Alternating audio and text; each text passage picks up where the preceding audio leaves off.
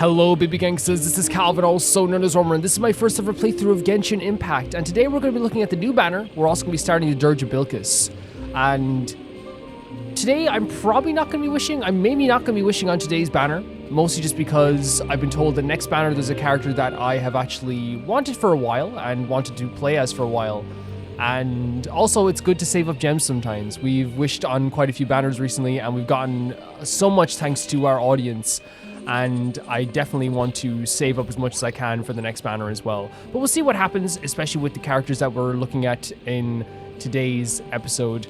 I have no idea what they are. I like to react to them like plainly with you guys all the time, and I think that's the most fun way to do it. Yeah, I don't know who the next character is going to be on the next phase. Obviously, like, I don't like to know exactly who the characters are because I like to look at it first with you guys.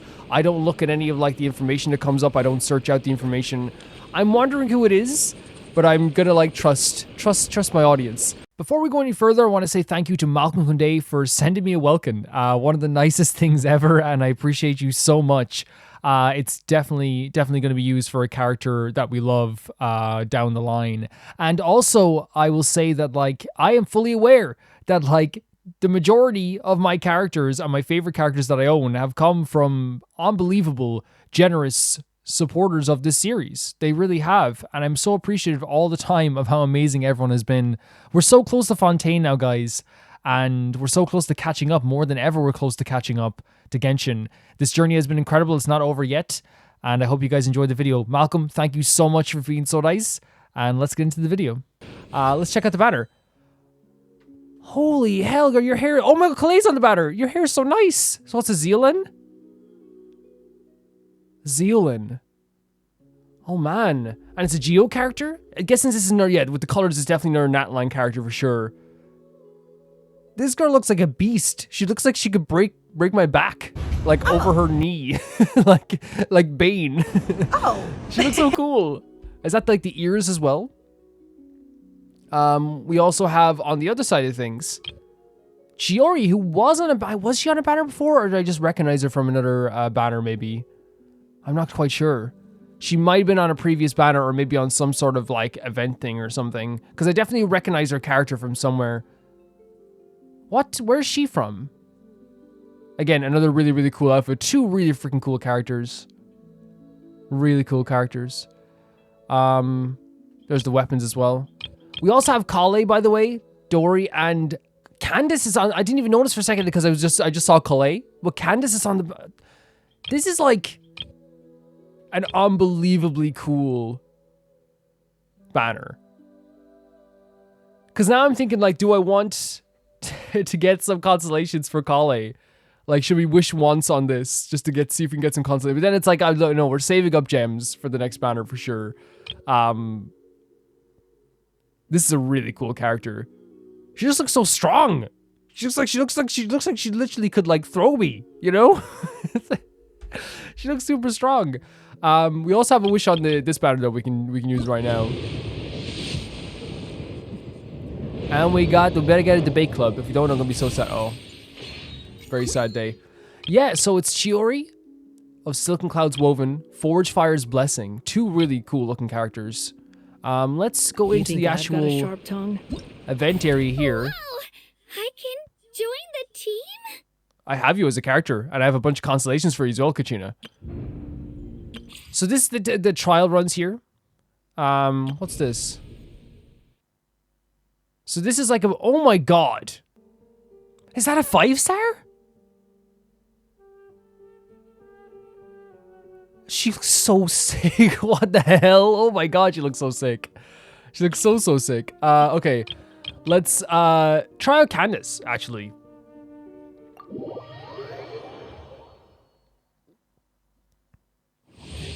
So, holding Candace's elemental skill causes her to deploy her shield, and once its duration ends, it will unleash a different hydro attacks on opponents in front of her based on whether it's fully charged or not. Her elemental burst deals hydro damage to nearby opponents. Okay, so you have to hold her elemental skill to cause her to deploy her shield, and it will unleash... Okay. Depending on how much it's charged. Her elemental burst deals hydro damage to nearby opponents and grants the Prayer of the Crimson Crown state which will infuse the attacks of your own active characters who wield swords, claymores, polearms, and hydro. So it's like a buff. When characters are affected by Prayer of the Crimson Crown deal elemental damage to opponents with their normal attacks, the damage they deal will be increased, while switching characters will unleash a ripping wave attack on nearby opponents. Okay, let's see what we can do with this. What's Candace's moveset like? Oh, the shield is really cool, isn't it? That's a really cool part of the moveset, this part here. Look at this. The throwing of the spear. And so the holding of the shield is like this. And do we know when, is this fully charged? That's sick. That is sick. Okay, let's see what we can do. I know I started off with an animal character, but we're here. So Candace is, yeah, okay. Let's try this out. We want to be close to them. I'm an idiot. Okay, let's try this out. Let's try this out. So this is the move that like imbues them with, and when you switch in, it like does, oh, it does do a burst. That's pretty sick. That's very sick. And then this is the move itself.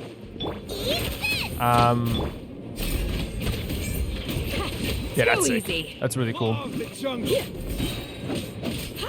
And of course, Xiangling, who are leveling up right now, by the way. I'm currently getting artifacts for Xiangling.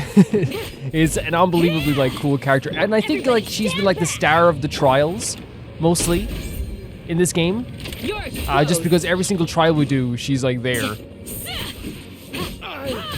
Oh god, you guys all came up in a line here. You get what I'm saying? Like every time we do a trial. Okay. Every time we do a trial, Xiangling is like there. Like she is the queen of the trials. I wonder if I'm using Candace properly because it says normal attacks, and like I know, you know, people, no matter what, I'm probably not going to do everything right. As you can see, I'm effing up badly here. I wonder how exactly this. Okay, guys, give me 2 seconds. I'm learning. Give me 2 seconds, please. No, everybody's. No, give me 2 seconds. You stop it, you in particular. You in particular. You need to. I'm gonna call your mother. I'm gonna call all you guys' mothers. Okay, now this should be good practice on this. Okay. So I love this move. This is really cool. If we have to stay close. But then we got the vaporize there, so it did work. And in this move here, imbues people's weapons, and when you switch, but it says normal attack. As you can see, there is elemental damage to a normal attack here. Let's light it up. Yeah. Is that correct in saying that? Okay, like, and here's the thing. I understand that like what happens all the time with this stuff is very simple. Is like, I will like play as a character that I don't know how to use very well. And this is, in this case, Candace, right? Like, I totally understand that. And then I come away from it going like, I wasn't that big of a fan of the I understand that's what happens. And I understand that, like, for people that love Candace, they can be kind of like, okay, like, you're definitely using it wrong. All those abilities. Definitely using them wrong. And I totally understand that. Yeah. No, that was. I think that was a really. I'm going to try it again. I'm gonna try it again because I feel like I did not do that character justice in any way. I feel like I was very slow. They let you try it again anyway, so let's try it again. So let's read this again. So yeah, we know the shield part of it is a really cool move, but the elemental burst is deals hydro damage to nearby opponents and grants the prayer of the Crimson Crown state, which will infuse the attacks of your own active characters who wield swords, claymores, and polearms and with hydro. When characters, okay. When characters affected by prayer of the Crimson Crown deal elemental damage to opponents with their normal attacks, the damage they deal will be increased. While switching characters will unleash a rippling wave attack and opponents additional elemental auras. Okay, so I think what they wanted me to do here, maybe I could be wrong. Let's try this out here. This here imbues the attacks. then we do stuff like this and set them on fire, and then it does extra damage like that, like a vaporizing damage. And you can switch back and forth between characters. Yeah, okay, that could be it. That could be definitely it. So, like this, you set fire to them, and then you're kind of doing like the extra damage with the water. But I guess Shangling would be perfect for stuff like this. Okay, that makes more sense. Okay, you're already dead. And here's my best friends. Animal hypostasis emulation. Everybody stand back. We shall prevail. Nice and spicy. Yeah, and then you get to do like vaporize mixed with your own already like strong ability that you've been using. Okay, fair enough. I think that's what they want you to do.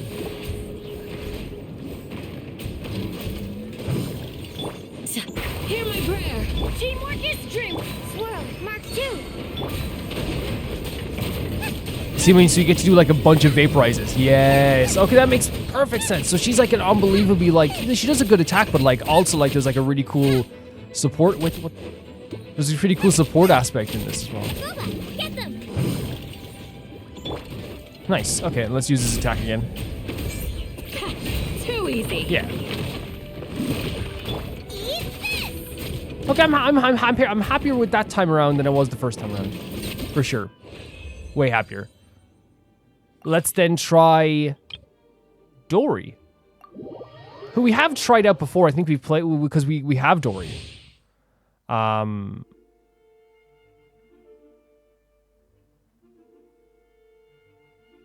troubleshooter shots from Dori's elemental skill will create 2 homing after sales, serving rounds upon hitting opponents. Her elemental burst summons a Jinni that can connect to a nearby character, constantly regenerating their HP. Okay.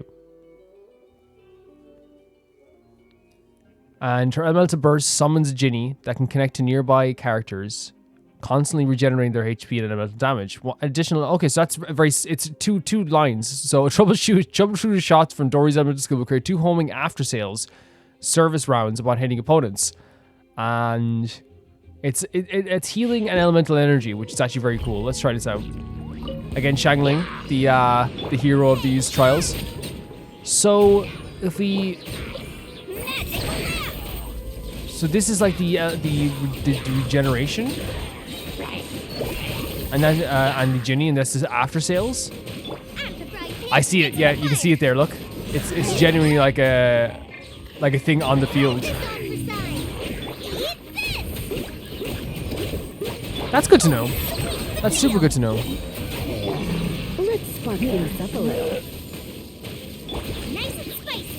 Nice and spicy. Okay, yeah, cool. Very cool. Then we have Chiori, who, let's check out their moveset as well as we do this, because we already checked out Dori's moveset before. After using elemental skill, Chiori will summon Tamato to attack opponents dealing geo damage, and execute upward sweep. For a short time after her upward sweep attack, one of the following effects may be triggered based on the next action. Tap her elemental skill to cause the next character to take the field, and have Tamato execute coordinated attacks for a duration. What? Tap her normal attack to gain geo infusion for a certain duration. Wait, hold on a second. For a short time, tap her elemental skill to cause the next character to take the field, and then it's a coordinated attack? Huh? Okay. While Tamato persists, if any geoconstructs exist nearby, or a geoconstruct is created up to 1 additional Tamato will be summoned, Chiori's elemental burst deals geo damage to nearby opponents. What?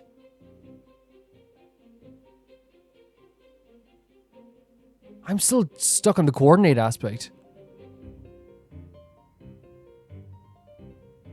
Okay. Okay, let's try this out. So, yeah. Let's check out the attack here. What are you? You're a sword user? Oh, dual wielder. I remember this. She was definitely for sure had to have been on another banner, right? Because I remember a dual wielder. Or maybe, I don't know. I might just be thinking of something else entirely. Oh, we have Ningguang here as well. Very cool. Okay, let's try this out. Let's try out that those attacks. And then you switch in the character and like it turns to, oh, because it's like a coordinated attack with like this one on the field, is it? I guess. Interesting. Okay. And then we have. Did you rip open the silk? That is sick. That's absolutely sick.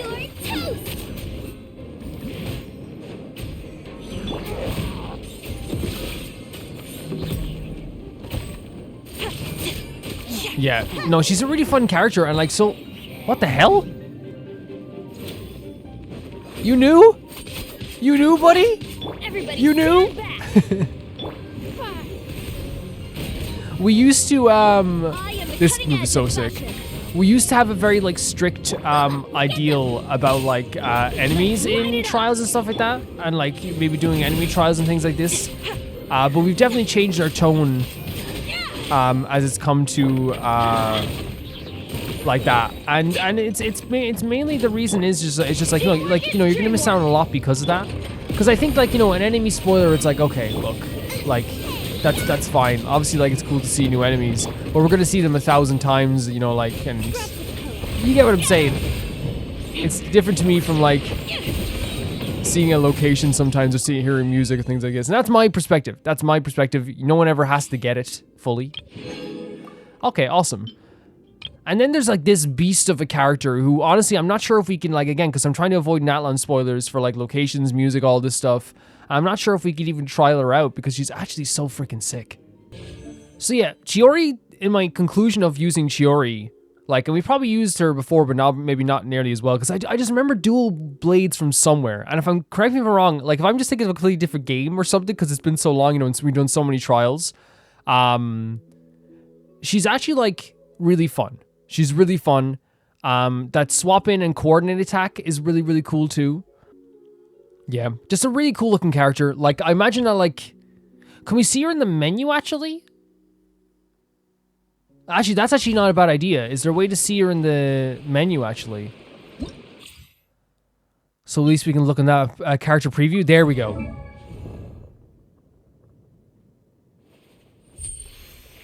Oh my god, she has rollerblades! Oh, that's so cool. So maybe it is like, again, like, she still looks very strong. I think it's just like, if you look at the, like, the way she's standing, I think it's just because, like, she's flexing her back, maybe, and, like, I don't know. She looked like almost like a bodybuilder from this perspective. Where is it now? Sorry. Let's character preview again. So what's her weapon? Her weapon is, like, just a sword. She has like a little jacket hanging half off too. She's a tail. What's up with Natlan, man? All these like animal. Oh, yeah, no, she's really cool. No, she still looks like so strong. The hair is really nice too. No, that's a really sick character. I don't know, man. She's really freaking cool. The way I look at this as well, guys. I know like some people like can you like do the like I can't get this. Such a cool design. It's such a cool design. It's definitely like my favorite of the four here as well, I'd say. Before, I think, no matter what, you're always going to get different opinions when it comes to the banner videos and like, oh, you should wish on this, you should try wish on that, you should do this, you should do that. And that's fair enough, right? It's totally fair enough. I definitely trust people's judgment when they said like the next character that's going to be coming out on the next banner is something that like I would definitely love to play as, or as a character that I've loved in this game. I definitely, trust that as well. But the thing is as well, I'll say this, we are so close to catching up to Natlan. Like, I don't think people realize, because there was a jokes about like, oh, we're gonna be 4 years in Genshin. As we got forward, we're catching up more and more. We are so very close to catching up in this game. Like, I need people to understand, the way I'll put it this way is, next year, we will be doing the Lantern Rite Festival. Fully, there's no, there's nothing in the Lantern Rite Festival that we will be like, oh, I have to skip this part, I can't look at this character. We will be doing the Lantern Rite. We'll be doing the Summer Festival. Whatever events come up after we catch up will literally be all doable. Literally every single event that shows up, we can just do them. And that's literally going to be either the start of January or the end of this year when we are fully caught up. And that's not that far away. And the way I look at it is this. We've come so far by making sure that every single thing in this playthrough has been revealed at the right time. We've seen characters at the right time. We've seen locations, heard music at the right time and all this stuff. That like, I feel like when we're like 2 months and a bit out from catching up fully on this game, I feel like I don't want to like, make compromises now on it. And that's the way I feel about it. And I'm really so excited to catch up. At the same time, it's also very sad. We're going to be caught up. And this Genshin playthrough will obviously change because we're not going to be playing... Like, we play 4 different things from, like, 4 different missions every single week usually, or react to something every single week. It's gonna be different. It's gonna feel different. It's gonna be very strange, but yeah, that's what I'll say. We're nearly caught up. We're definitely nearly caught up. And if you look at it this way, every single story quest is done that we are gonna be doing before we go to this area, because obviously there's other story quests that came out afterwards. We can do Sinos and Janyuns, of course, as well. We can do those. But like, obviously, like, we've been going in, like, when they've been, like, you know, mostly release order. And in terms of hangouts, we literally have Kaya's to do. And then we've done all the hangouts before we go to Fontaine. And then we're doing Dirge-a-Bilkis. And honestly, like, we are then doing a cleanup. We're probably reacting to, like, one or two more events. And we are in Fontaine. That's where we're going. That's the next stop. Let's start the Dirge of Bilkis. Let us begin the Dirge-a-Bilkis. Oh yeah, ever since, like, I got that new, the new glider as well, I've been looking at the other gliders. This one, like, is literally made for him. It's literally made for Vaughn. It looks so pretty on Vaughn. Look at this. Look at that. It is Vaughn. It actually might look good on Mona as well. I didn't, like, I had so many I could change to, I didn't realize. Let's talk to Catherine. Hello there. We have a letter from you from Miss Jeht. Okay, so a letter from Jeht. You know Jeht too, Catherine? How's she doing? The Adventurers Guild has opened up a partnership with the Aramites, so it would be more surprising if I didn't know her. Okay, fantastic. She looked quite happy when she arrived and said she was looking forward to seeing you again. Interesting. Let's see what Jet's written, Wonder. To my best friends, Wonder and Little Paimon. It's been a while. Hope you two still remember me. How are things going for you? I've heard from merchants traveling from afar and some adventurers that you've returned to Sumeru. So I wrote you this letter. I'm staying at the Tanit camp right now. Thanks to you, life's been pretty good. Well, let's make a long story short. So, like, life's been pretty good? So things have been getting better? I've wanted to see you two ever since we last parted and, you know, show you some proper hospitality. And also, there's something left over here from your previous adventures that I'd like you to come and help me finish. This is something I can only trust with the two of you with. As for specifics, I can only tell you about it once you get here. Well, I'll see you then. I've dropped Catherine a line too, so don't forget to come see me. This is so freaking awesome. Like, she thought of us. Of course she did, like, at this stage. And, like, you know, we're thinking of her too. That's awesome. Well, it looks like she's having a good time. Better than last time we saw each other, 100%. She was in a very, very bad state the last time we saw her. What's this, the Tanit camp? The name sort of rings a bell. Have we been there before? The Tanit camp are the tribe from which Jeht hails. Oh, their campsite is in the depths of the desert, amidst the ruins of what was once a city of Gudabad. If you don't mind, I'll mark it on your map. Thank you so much, Catherine. Catherine is really a walking, breathing encyclopedia. Very impressive, as expected. You flatter me. Honor, in order to better serve our adventurers, it is the duty of Adventurers Guild to provide such basic information whenever it is needed. And the Tanit have always have a good commercial relations with the Adventurers Guild. With Miss Jeht as our point of contact, they have proven themselves reliable across many acts of cooperation. Well, the letter also says she'd like to sell some unfinished business and has especially asked us to come along. How mysterious. Did she mention anything specific, Catherine? Well, I'm not at liberty to infringe upon a sender's privacy. I'm afraid the only way you'll find out is if you pay her a visit in person. So there's information that even you can't get a hold of, huh? Sorry, this isn't much of ability or lack thereof, but a matter of professionalism. Okay. We do not accept any complaints on this front. Fair enough. Honestly, based. The Jinni campsite has been marked on your map for you. They'll be settling there for the next 2 or 3 years, as is custom for tribal migration. If they happen to not be at this location, please do not hesitate to contact me. I'll update you concerning their migratory pattern as soon as possible. Well, that's real thoughtful of you, but Paimon doesn't think we're going to wait 2 or 3 years to go look for Jeht. Okay, Otter, now that we know where Jeht is, let's not keep her. What are we waiting for? Let's now keep her waiting. In that case, do contact for more specific information. Oh, sorry, I forgot to mention that this is not a guild commission. It should just be a meeting between friends, for sure. Anyway, Ad Astra Abasosk, may your reunion lead to happy encounters and adventures. The Dirge of Bilkis. So we have the Tanit tribe. I'm actually super excited to see this, man. Because I wonder what her perspective is now that she's like, you know, oh. Do they? Okay. Oh, we can choose a basic reward? Yeah, I'll take this, sure.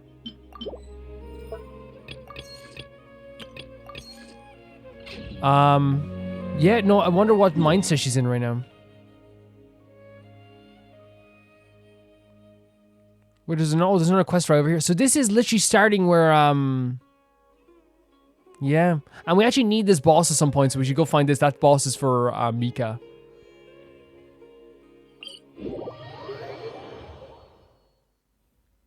Holy hell. Problems are a lot of caravans have gone missing. Look at this place never ceases to amaze me. This is why I'm always like, you know, like, and I say this over and over again, right? The music here, look, listen. Oh. Oh my god. But yeah, this is why I'm always like, you know, so happy with like, you know, this is legitimately, I would say, one of the prettiest games I've ever played in my life. Again, it's hard to do rankings on that because I haven't really thought about like my top prettiest games ever. The path has been what? But it's up there. Probably top 3. Who are you? Whoa, bandits. Bandits, how rude. I'm Mendes, a scout. This is, Yue. Jeht invited us here. Yes, Jeht sent us a letter, and that's why we're here. A letter? Show me. You give Jeht's letter to the scout for review. Well, if you're Jeht's friends, I won't stop you. You may move on. The tribe's campsite lies ahead. Look at this. Jeht isn't back yet, but Adavray, Masara, and Yuften are in at the moment.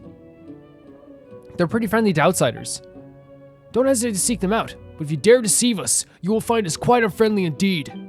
So we were here in this area before when we, or at least part of this area, right? Moving up through here. No, we started here, I think. Yeah, around this area, and we moved up through here. Because you can see the little marks here. So it's really cool coming back here and seeing this place. Holy hell. The music is so good too.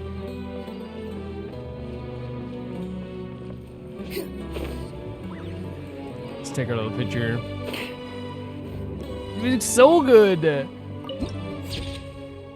Yeah, actually, you know what? This is the first time the picture doesn't do it justice. It's like, I really feel like you need to see it like and be able to pan around everything, you know? They're living with like these beasts down there as well. Of course, they're so high up for a reason. Really cool stuff. Hello, young ones. What do you need? Well, we're here to see Jeht. Is she around? Wait, there's Ben. Jeht? She's here. Why are you looking for her? Is that Ben? We're her friends. Friends? Oh. She mentioned you before, I think. Something about a brave and reliable young man. She's been hanging around outside for too long. I see. To be making friends with rich people in fancy clothing and such. We're rich? Hey, what's that supposed to mean? I guess Paimon does like a regal sort. Sorry for speaking so rudely, but I care little for receiving outsiders. You should seek out the matriarch Babel instead. And about Jeht. She's a good kid. So... What do you mean so? She's a good kid. I want to see her come under bad influence of outsiders. Like I said before, if you need anything, seek out the matriarch Babel. Don't bother me. Well, I have nothing much else to say to you. Why don't you go find Mysteria? He's a strange old man. Who knows?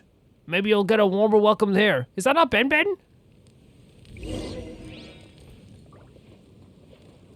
Is that a different... do they have one? Wait. Do they have their own Ben-Bens? A book mangled from how many times it's been read seems like it's quite a rapt audience. You notice at the bottom of the title page is an emblem belonging to the Academia Library. Perhaps this book is among those that have been smuggled. Okay, so maybe it's not Ben. Maybe they have their own, like... everyone has, like, a Ben. Everyone has a Ben? Everyone has a Ben. Everyone has a Ben.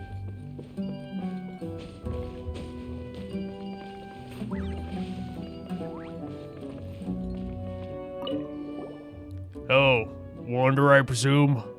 You already know my name? Let me guess. You're here to find someone. Your friend, huh? Yes, but... Jeht's a good girl. I'm glad she has a friend like you. Thank you. And if you don't mind a little advice, You look like a real killer that you do. But companions, those will prove to be your undoing.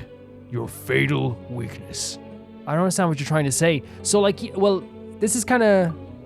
Then consider my words but a breeze in your ear. Matriarch Babel's not back yet, so you can go talk to Yufton. He's right by the creek, where we raise crocodiles. You can't miss it. So they're raising the crocodiles. So he's like, hey, don't have companions? The music is incredible. But one of the main reasons why, like, we've gotten through this game, like, without just straight up dying, has been because of our companions. Like, factually so. Without Xiao, we would be gone. You know what I mean? Like, and that's just one character. Like, that's just an example. Without Xiao, we would be dead. Just straight up. Wait, so they're not gonna attack? At all? Oh my god! Hello? Hello? Hello? You scratchy face? You scraggly face? You scraggly face? It's okay. Ah! He's like, I don't know how to deal with this.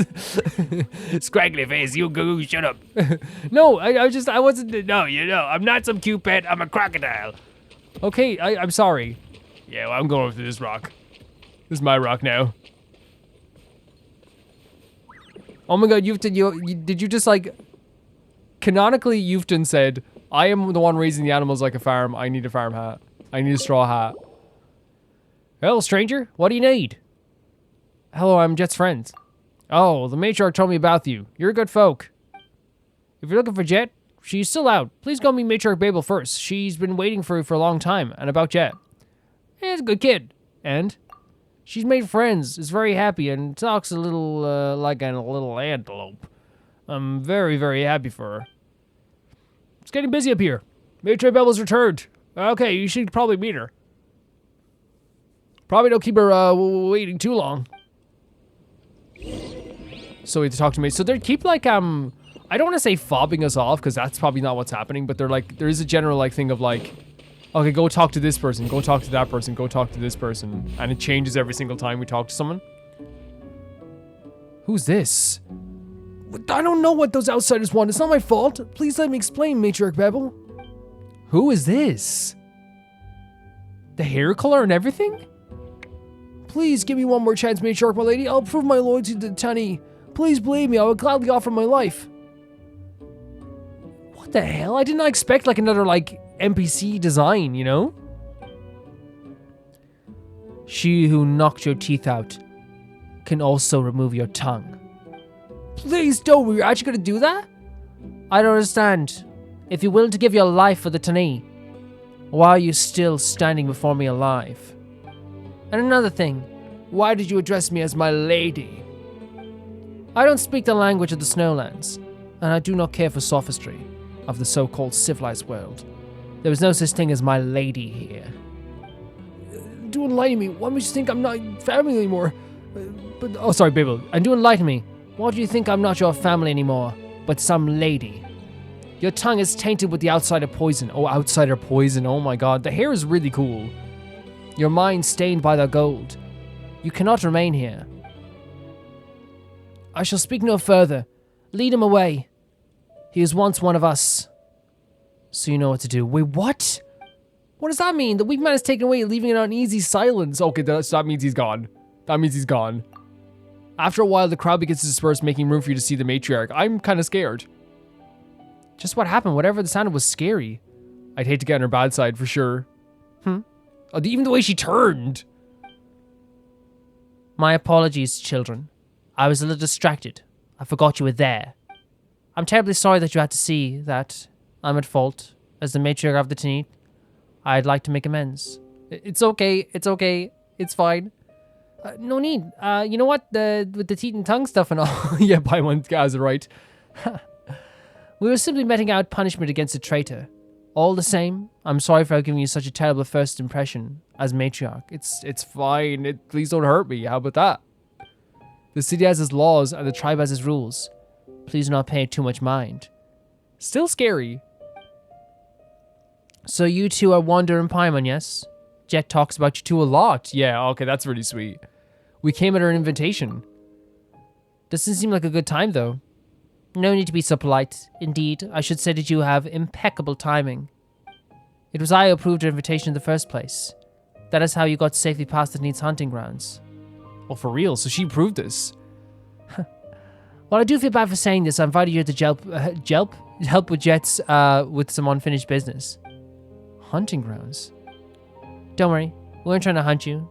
You're an honored guest here for as long as you remember our guests' faces. We shall never do harm to our land. She is imposing. An imposing figure. That still isn't very reassuring. Now then, don't let me spoil the fun for you young folk. Look, Jeht is here. Jeht! Mr. Babel, I've returned. How did it go with that fellow? I made sure he was given sufficient dignity. That's good. But do not be proud of this deed, child. That was a tragic affair. He was my tribesman and yours also. What did Jeht have to do? I understand. What did you have to do, Jeht? All right. This is not a good day to preach. The friends you've been waiting for have finally arrived. So set your tears aside and greet them with joy. It's interesting the way they're writing Babel right now.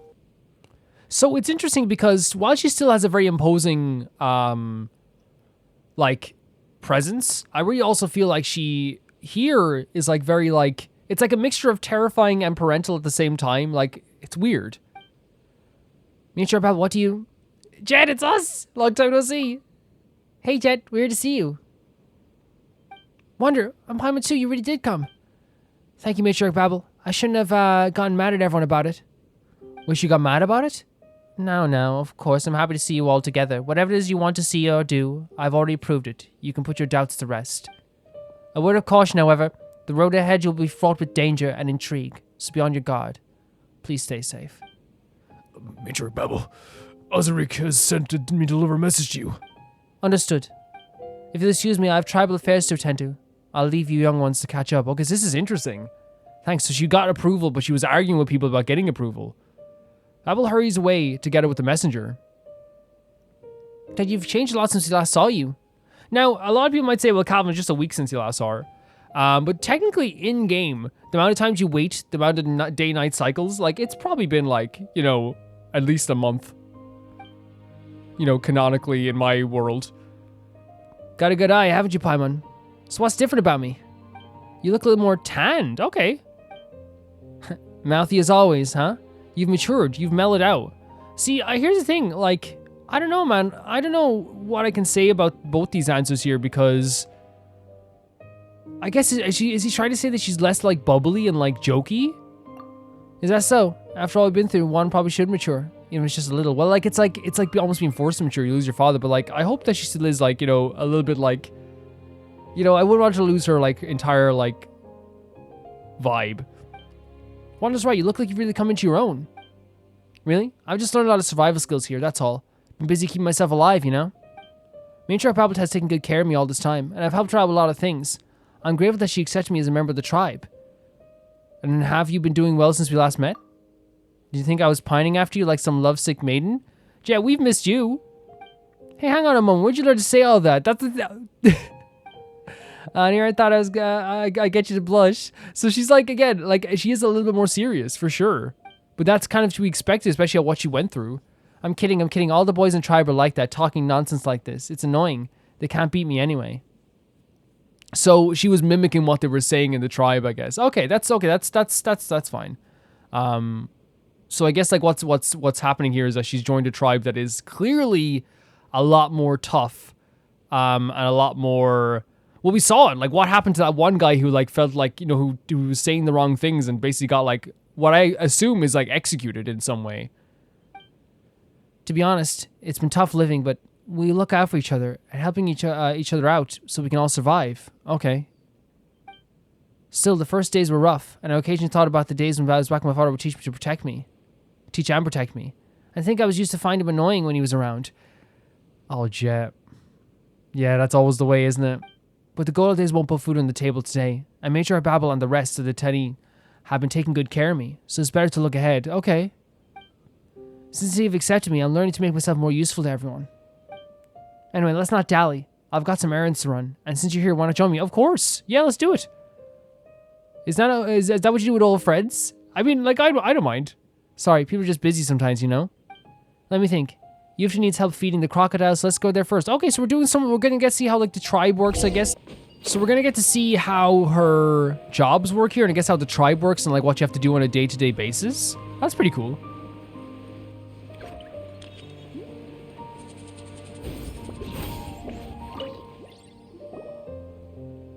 I'm here. You have to brought back my friends, Wander and Paimon. Hello, Jeht. Have you finished your business? Yep, and that's why I thought I should come here to help you out and brought my friends along to boot. Thank you, Jeht. You remembered that I had needed your help with. Back when Elder Belita was around, you used to pester him to feed the crocodiles together with you. Loose lips sink ships. So that's like, I guess like, you know, don't talk crap. I'm right. Here's the food. The meat's fresh. Take it. Okay, let's go, Wander. So we're actually feeding the crocodiles. This is actually super cool. Come with me. Don't let the crocodiles bite your foot. Oh god, we have open-toed shoes. There we go. This is super cool.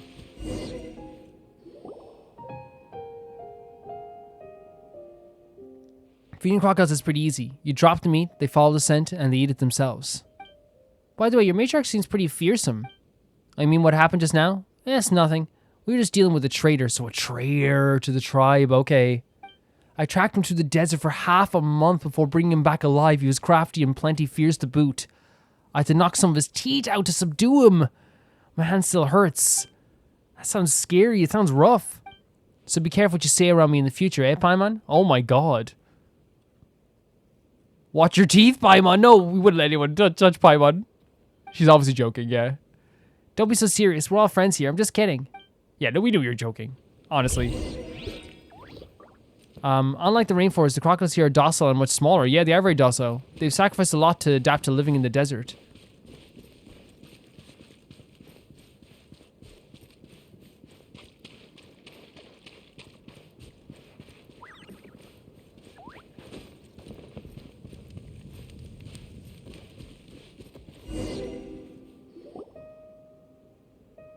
It does look like you're taking seriously around here. Everyone seems to respect you.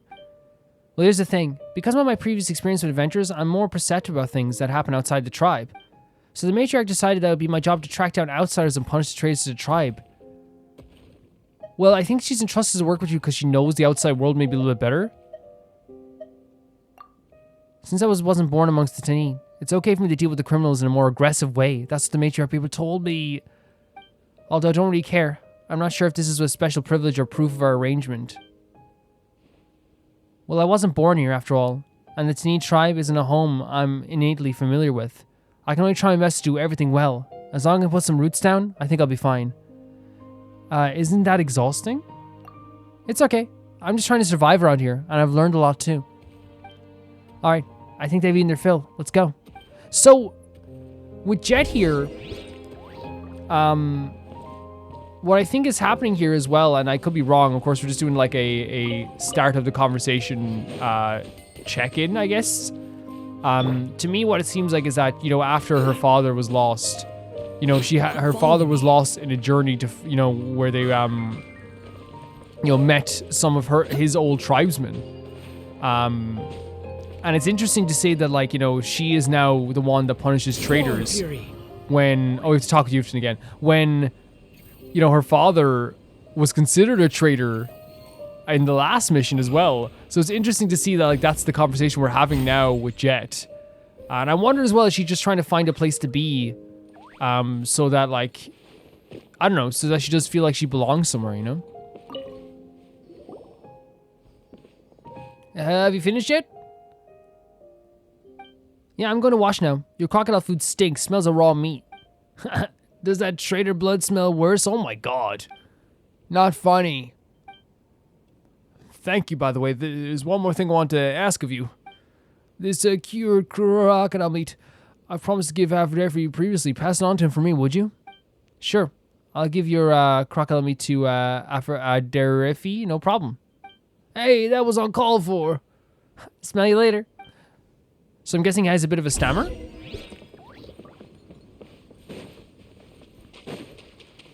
Don't worry about that, buddy. If anything, it just means you're always a merchant with attitude. I don't mind him. It's just how he is with everyone.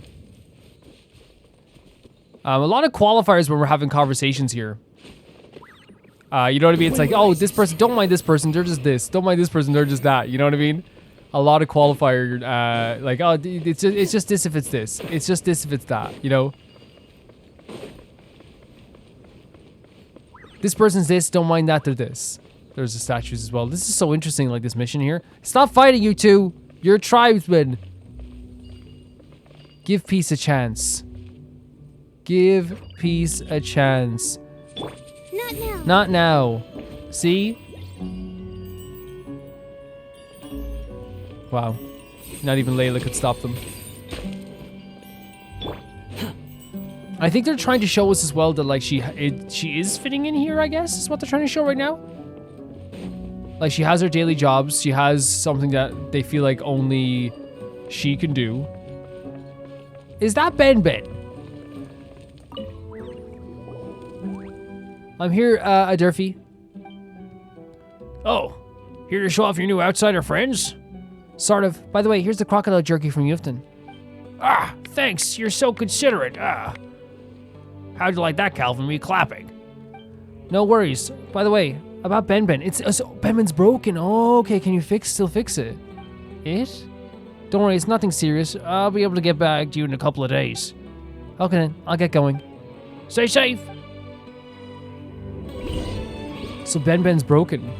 Nice stuff. You can't find or trade, and people go there just do business. You don't get things like gadgets, toys, and new clothes and cosmetics. Oh, do you wear makeup? What do you even mean by that? Lapis lazuli eyeshadow is an essential sunscreen for desert folk, and we consider them. Oh, okay. So that's it. So she wears eyeshadow as like a sunscreen as well, which is actually very interesting. So we're getting to see Jeht's home, which I'm also very interested to see as well. Let's go. This is an interesting mission so far. It's different from any mission we've done ever. I really feel like it is, because like what's so different about this is it's like we're literally like having like we're following someone, seeing like their daily lives in the tribe of the deserts. You know what I mean? It's so interesting. Look at all the sand falling down below. You know what the funny thing is? Like, as a video game, it's like, oh, this place looks so cool. Imagine having your house here. But it's like, I imagine, again, like they said, it's difficult. You have to help each other to survive. Yeah. You know, you're in an area with very few greenery. It's interesting that they let us see Ben there at the start. Running here really works up a sweat. Are you always this busy? It's fine. I don't like being idle, actually. But look at me. I didn't invite you guys here so you can run some errands with me. Here's the story. Major Babel recently agreed to let me bring Dad's, my father's remains, and those of my mother's to be buried in the eternal oasis. So that's a real place? Paimon thought it was just a myth. Well, the last time we parted, I was so lost. I honestly didn't know where to start looking for it. Major Babel, however, seems very sure that the eternal oasis lies in the middle of the desert. The Tanit tribe holds that never-ending sandstorm at the heart of the desert conceals the eternal oasis. Right. Unfortunately, the area has been sealed off by the tribe as a taboo place. No one can approach it except scouts on patrol. Taboo is dangerous or something? Yes, some older folk believe the ancient spirits roam there, hungering for souls and flesh. But that's probably just a myth. I don't believe it. Sounds like a terrifying place. Why is Babel giving you special permission? Yeah, this is interesting to me. It's probably an account of that afraid of nothing attitude of mine that Major Babel has taken special care of me. So that makes sense. It seems that like the reason why Jeht has been so accepted so early by Babel, and is even like treated like, again, like I said, a very parental kind of like energy there I got with Babel was like, I think it's probably, now it could be manipulation, like we don't know this character yet, so I don't want to like judge them. You know, we can't judge a character. Whatever we say at the start isn't usually always the same thing we're going to say at the end about a character. But I feel like it's kind of the situation where it's like, not only did they know the outside world, and Jeht knows the outside world very well, they also have a very like I can do this attitude, right? Which in any line of work, right? In any line of work, it doesn't matter what it is in the real world or not, people like love a I can do this, you know, and especially a boss, right? Oh my God, guys, we just found a I can do this person. You know what I mean? I mean, also because I'm half outsider, so I'm able to forego some of the taboos that the elders have valued. That's what I think anyway. Okay, interesting. Basically, I can bypass the taboos of the elders and explore the eternal oasis. That let me fulfill a long-cherished wish of mine and secure the future of the tribe too. They believe that is where the secrets of the mistress of the flowers lie. The mistress of the flowers. If these secrets can be discovered, they'll give the tribe a new lease on life. I know this is my duty and honor, but I've been thinking, and I've been getting this feeling that I should invite you to witness it with me. Sure, yeah. After all, since my father passed, that leaves you as my most trusted friends. The closest thing I have to family right now. That's why I wanted to ask you to join me on this wayward little trip of mine. Jeht, any day of the week. That's so sweet. And honestly, like, we would love to. You can rest easy. Of course we'll help. We won't let a friend down, ever. Thanks so much, you guys. First, we need to go to the ruins of the Gurabad to look for this Jinni fragment. I don't think I've understand it, but the tribe's stories say that she's the only one who knows how to open it. The way to the oasis, so we'll need to find her. And, that's all I can tell you, really. I think Azari can tell you more. So shall we go? Let's. Okay then, we're off. I have many other things I want to say. Sure. It's a war quest, you're probably going to say them as we're walking. It's good to see that you're able to come. We're glad to see you too, Jeht. There's so much we'd like to tell you, but where should we even begin? Yeah, a lot of stuff has happened even since then. I know, right? There's so much we want to say, but now we've met. Where should we start? Holy hell. I learned the phrase here in the tribe, and it goes something like this. The closer you're home to home, the more resides in your heart.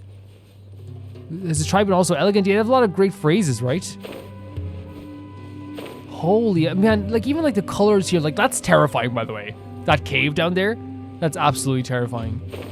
Like, look at this. It's so scary, but like so like awe-inspiring. So I think this is about where we like started for sure, because we have a waypoint over here. So actually very lucky we can just warp to this waypoint, but I want to see what's in here. Oh, it's Fatui members. Hey, Fatui.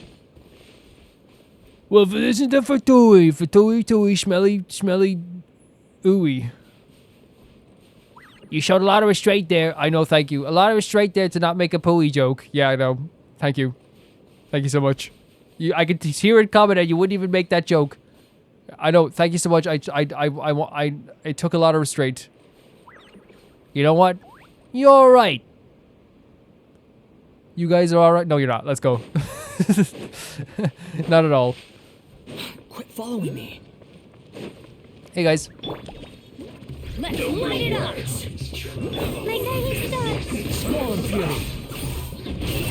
Fury. The Sumter Beasts actually like add like a very like thick layer of like challenge sometimes, because they just go for it, man. They legitimately go for it. I know we should probably do like other albums before we do that, by the way. I'm very aware, but I'm always gonna like keep into it. Hey, calm down, Sumter Beast. Now look what's happened. I gotta blame someone else. I'm a Let's Player. I Let's Play games. I gotta blame someone else. How am I gonna blame myself for my own mistakes? I gotta blame someone else.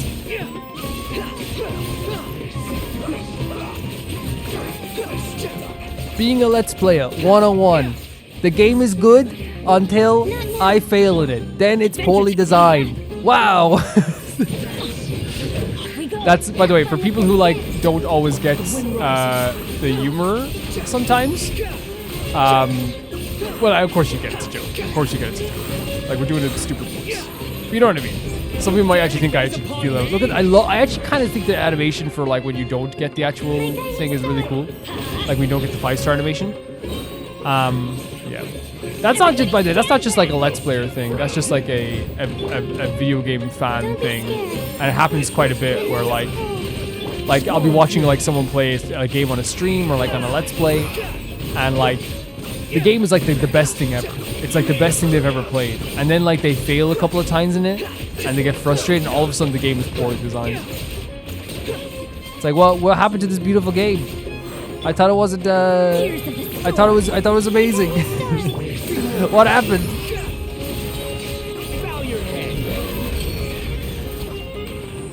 I think we've always had the philosophy of this channel of blame ourselves 10 times before we blame the game.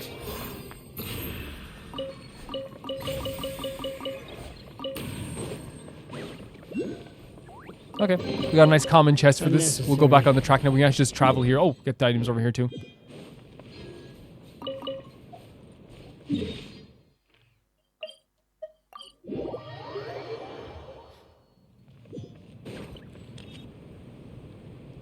so pretty. It's so pretty. I'm glad there was a mission that we can come back here, because when we found a Pep, I was like, oh, we're going through this here. Look at this. Obviously, this is where they probably wanted to see you this first. I'm guessing. Because obviously we did things out of order. Oh, these runes are huge. These are the city runes. And she said ta-da as well. I read some of these old theses that you can find. Excuse me. It seems that these are once legendary Gurubad. Okay. Well, this isn't precisely the place. The Gurubad itself is hidden within the canyon cliffs, so it's more like an outlying temples and fortresses. That's what the books say anyway. Whatever the case is, those who first built this place must have believed that their work would last forever. So you need to read as part of tribal life? You've been talking quite a bit about this stuff, I guess. I mean, Major Babel practically forces us to read every day. And you know, they're all old books. The children's team should not only trust the ways of the desert, all gliding must be ground away at the sounds eventually true gold. Okay. Well, that she said anyway. That's why we can talk. Okay, can I actually like... I'm gonna pause for a second and read this stuff again. Again, it is like partially like... Oh yeah, we saved that because we wanted to read something. Yes, I remember that now. Which means I didn't get an achievement since then. Or a trophy. Let's see.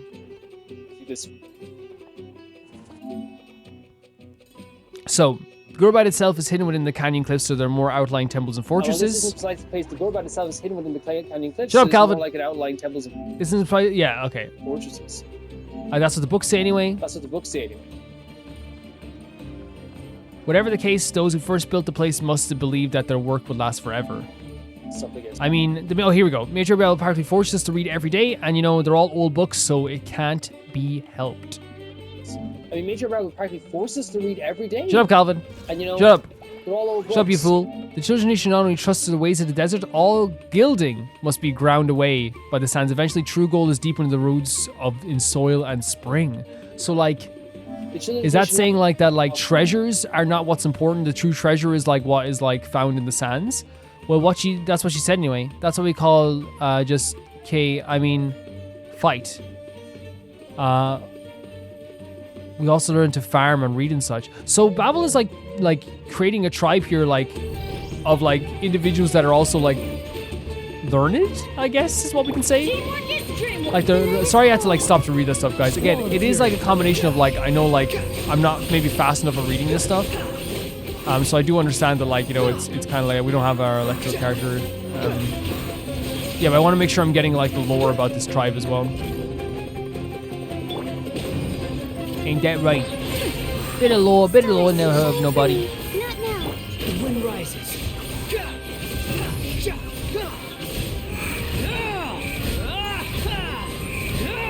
Yeah, it's interesting. It's an interesting tribe. No need to exchange pleasantries. You tell them.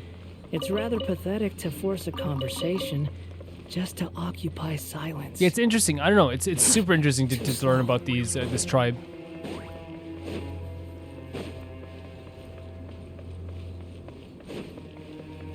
And these locations are absolutely beautiful as well. Quit following me. Too slow.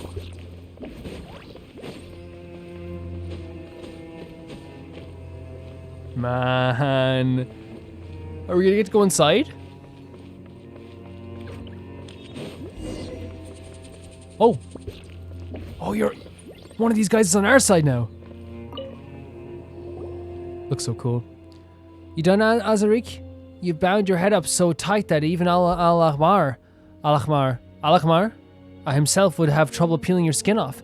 Who knows, he might even laugh at you for being a scaredy cat. Jesus! Is this how you talk to your elders, little wildcat? I've forgotten your actual business here. Or about how someone's been waiting for you half a day. Oh, and someone tanning themselves in the sun and having a drink or two passes for business now, does it? You tell them. Woe to thieves who make false accusations. Just you watch. Maybe I'll stick that clever head of yours upside down in the sand. Maybe that'll clear. You would die before you... that was a Legolas moment there. You would not even touch her. Rubbish, you haven't beaten me ever since you taught me how to wrestle. So yeah, they're friends. They're friends. I want to make clear they're definitely friends. Yeah, they're joking around with each other. You two get along so well. You never seen two people start slinging money at each other the moment they meet, quite like you do. Well, this is Azarik, a senior of mine in the tribe. He's like an older brother, and he's been a big help. Yeah, no, definitely like sibling energy, I suppose. Yes, she treats me like a brother. And we get along better still if she didn't like hanging out with the ladies more. Oh. And so what, do you have a problem with that? Alright, whatever. Wander, was it? Take care of her for me, eh? She's pretty good. She likes charging into danger like a wildcat. What was that? Correct me if I'm wrong, but I think you just said something bad about me. You'll see, oh, you'll see. Okay, I think I get the gist of things. Don't you fret, Wander's a really experienced adventurer. Things will be fine with Jeht. Just leave it to us. What am I, a child? No, we're not saying it like that. It's okay for people to look out for you, you know? Alright, let's talk business. Matriarch Babel has asked me to guide you into these city ruins. I'll lead the way, so follow closely. Oh, so that's what it was. That's the first we've heard of it. Of what we need to do all day.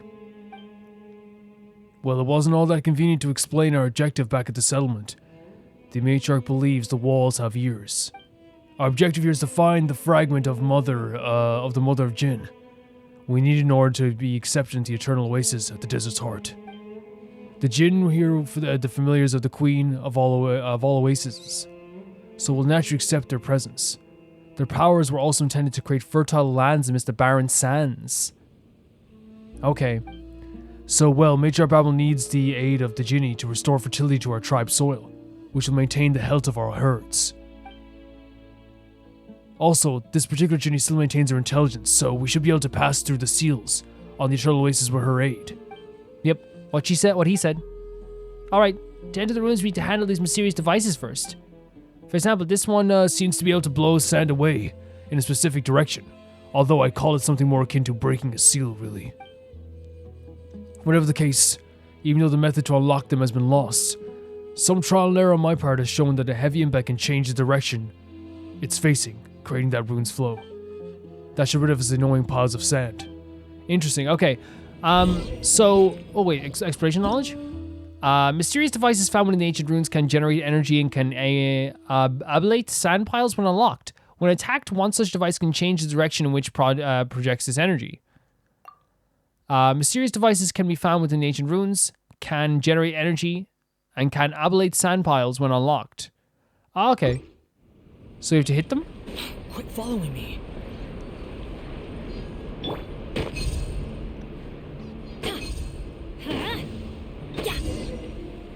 Okay, cool. Very cool. Very simple.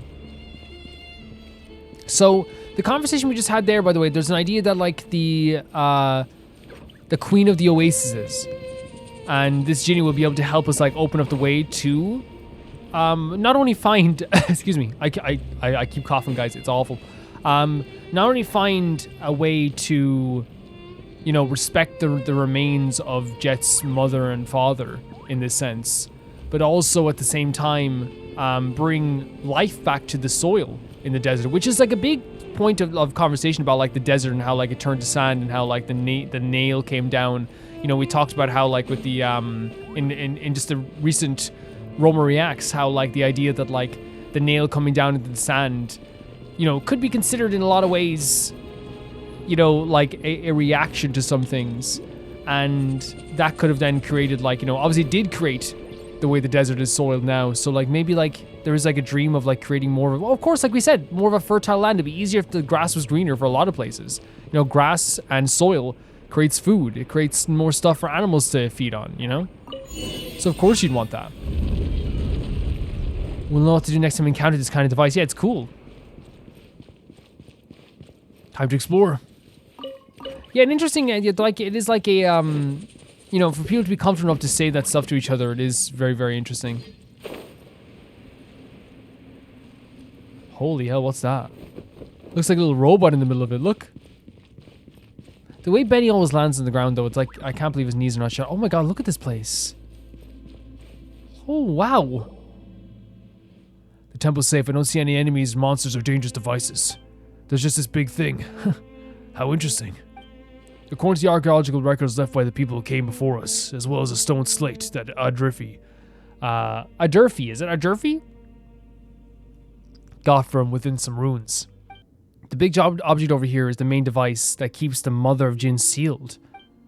Just some basic observation, I'd say it's connected to the machine next to it. Perhaps they can be made to move in tandem somehow. Well, so we'll need to unlock this by the side here. To move the big objects in the middle. That's about right. I think. For what happens afterwards, I think we'll just have to cross that river when we get there. But I don't see any rivers. Oh, knock it off, Jeht. So I think we just need to repeat what we did at the gate. Let's crack this device open, shall we? So I was worried there for a second that the voice was sounding like a little too like Jet's dad in a way. But like, you know, I see a big bustling man and I'm like, yeah, I'm gonna do this voice. A big boy. Look at this. Where do you work out? Where do you work out? Massive. Absolutely massive. So maybe we'll change the voice a little bit. I think I just see big dude and I always do this voice. So this starts this side of it. Okay, so maybe we activate all of them, it'll work? Well, that machine has started, and the sand pile is gone, but the main device hasn't responded at all. Did it not work? Maybe we have to do all sides? Wonder, you're the only one here who can use the elements, right? Well, what I mean to say is, like, unlike us, who need to borrow the power of the ancient spirits, your elemental abilities are innate, yes? Well, yes, that is the case, so what about it? Why don't you try touching the big thing over there? But what if it turns out to be super dangerous? Don't worry about it, Paimon. We've touched all kind of crazy things in the past, Paimon. You say that we should be careful all the same. Super interesting, okay. I wonder if the Jinni is similar to the Jinni that is used by Dori. So he just wants us to touch this, okay. We might as well. Let's see what it does. That's what I thought. Looks like the other device is here to smooth out when it's charging. Circuits? Looks like it's showing us the locations of 3 other devices too. I suppose that if we go to these devices, we'll be able to activate all 4 of these seal-breaking machines and clear the sand piles in front of us. I think that's how it is. Judging from my previous rune delving experiences anyway. You sure know a lot. And you probably thought you were just some guy in a tribe somewhere. Hey, Paimon, give the man some respect, Paimon. No, I think what she means is like, you thought like it was just like, you know, like another, I guess as well though. That's interesting. More interesting than I thought. Give that man some respect, Paimon? Oh, sorry, it's okay, it's okay. What do you mean by that, Paimon? I'm a tribeswoman myself. Alright, enough chit-chat. Let's follow directions we've been given and look for the other 3 devices. Let me think, let's start here. I said it's okay to Paimon, but I suppose it's up to them to say if it's okay or not. It's not up to me. Let's start here. How do you know that we need to go this way first? As a desert dweller's intuition, perhaps? If we get lost, it's on your head. Relax, both of us are here. If things go bad, we can fight our way out or flee to safety. So, yeah, interesting. I guess, like, Paimon was like, how do you know all this? I still wonder if, Azarik, you all seem to know things we don't, and you've taught us a lot, too. I guess that's why the matriarch favors you, eh? Didn't say anything back to that. It's not a big deal or anything. It's not like we're all a bunch of stalwart hermits or something. We have our own circles to walk in. I just happen to have a few extra friends on the inside. Oh, that's how it is. So, what...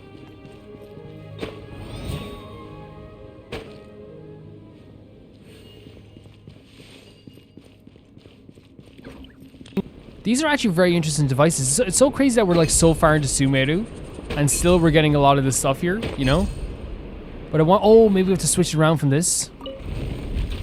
Oh, it's an opening, so maybe we have to put it through the opening? That did something. That did something for sure. That indicates the place is far more human than now, and as first abandoned, the soil was much more fertile then too. By the way, there was a spring deep in the canyon, and I hazard guess that it's all left at Old River Valley. It sure would be nice if Ben was with us. Ben? Or are we still trying to figure out what's wrong with it? But I have faith. It'll be back in action before you know it. So they're trying to say here as well that, again, I'm gonna look back on the text here just for the last minute. It's so crazy that we're maybe put it through the opening. Let's see here. So indicates this place is far more humid than now when it was first abandoned. Join me on an adventure And the in soil is much more Egypt. fertile too, Come to the on, point that where let's plants go. could burst through the rock and stone. So it was more fertile at one point. Okay, that's interesting to know. I don't have like trophies on anymore in this game. Oh no, I do have trophies on this game, don't I? I do. I actually do have trophies. I think so. Yeah, I have trophies on this account because I really only play Genshin on this account. But it's interesting that like I turn trophies off on the other one because the way that other games do trophies sometimes is, oh my god, is weird. Because I remember in Subnautica, I literally got spoiled for an area coming up. It was like, you found this area. And it's like, oh, and it was like literally another like 30 seconds before I found the area. It's just I was in the vicinity. Is this God they served? Looks really solemn. The energy given off this place, it like feels like not just heat, it like has like a distinct energy to it. Oh, enemies. I was like, oh, what's happening here? Truth repeats its course. My guiding star.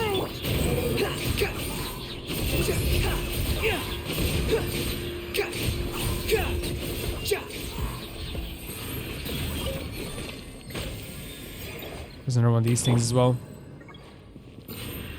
So that opens up this door here. There's also that aspect over there. And there's like a bunch of different like unlit torches that can be hopefully lit when we find them here. Another one of these things. But I guess that's how we get over to here. But we want to be able to activate this and turn it down, I suppose. Very interesting. The puzzles in these dungeons are actually always very cool. They're always very neat. So it's interesting so far. Like, there was a pause there in the conversation we had. Go. Where Adventure time. Jeht was asking like, hey, you know, like, you always seem to know so much. And I wonder if there is something deeper to that, like why he knows so much all the time. Maybe, we can see. Again, I don't want to read too much into everything, you know, because sometimes you will, like, you know, if you know what happens when you assume. You can sometimes make a butt out of yourself.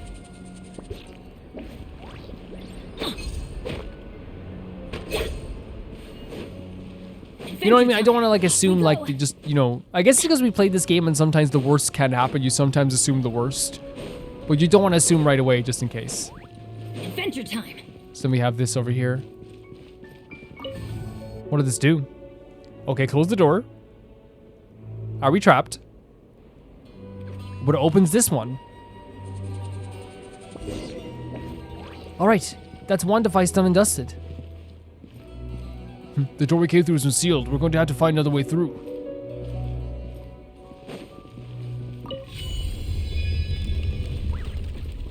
I'm really self-conscious. I know it's not a big deal that I'm like doing such a similar voice to her dad just because he's a big dude. So we might just change it just so I'm not as self-conscious about it.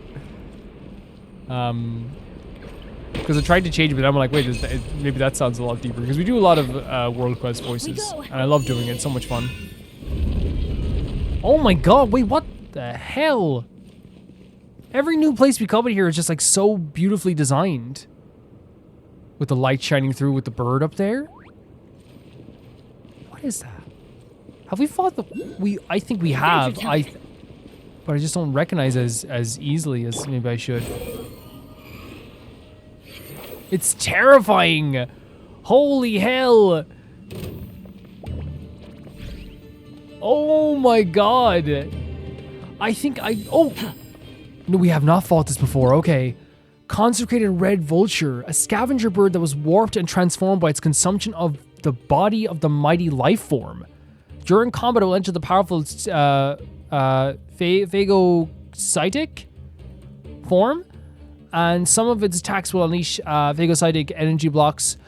Use the corresponding elemental attacks to destroy these energy blocks to absorb the power within them, which can then be unleashed when attacking the consecrated red vulture, dealing significant damage and paralyzing creatures. Okay.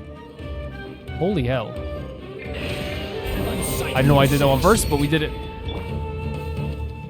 Everybody stand back. Off we go.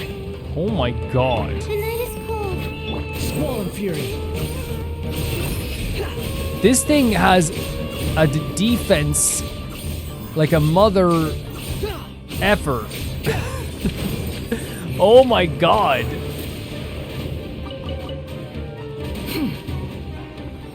And obviously, like, you know, setting it on fire is probably a bad thing. Oh, no, you can get down there. No, oh god.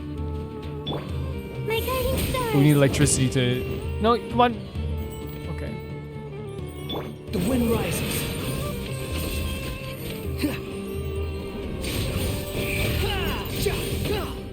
See, what happened there was very simple. It's because we're so close to a wall. Again, this game goes on the basis of, like, what you want to do. It doesn't want to, like, make you feel like, you know, you can get up there, come on. It doesn't want to make you feel like what you want to do is, like, you know, the wrong thing, you know what I mean? So, like, we were closest to the wall, so of course we're going to climb the wall. Can you come down here? Why can't you come up here? It's Genshin, I can't climb over jagged pieces of the wall. But you have, like, you're super powerful, aren't you? I am super powerful, but it's also, it's a jagged piece of the wall. It's like our one weakness in this game. Have fun with this. That's weird. Trust me, please. Squall and fury. No, we climbed up anyway. Yeah, interesting enemy. We would have done that a lot sooner, but like I definitely like made a mistake going closer to these areas over here.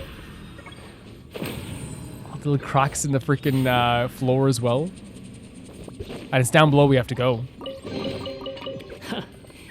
You even want this? Yeah, kind of. Adventure time. That was a longer drop than... Oh my god, it's a way longer drop than I thought. It's a way longer drop than I thought. And it's like down into like some water. It's so interesting whenever you see stuff like this inside like a big desert cave. The water's so clean. Let's make camp and rest for a bit. Do you think so? Hey, make sure to dry yourself first. Or dehydrate very quickly once you get onto the sun again. Oh, for real? Sure, got it. Yeah, I didn't realize that. Okay, that's you learn something new, don't you? Off we go. Every day is a school day. Let's light it up. Cold, mine's a command. My guiding star. Teamwork is dreamwork. Cry louder. Behold.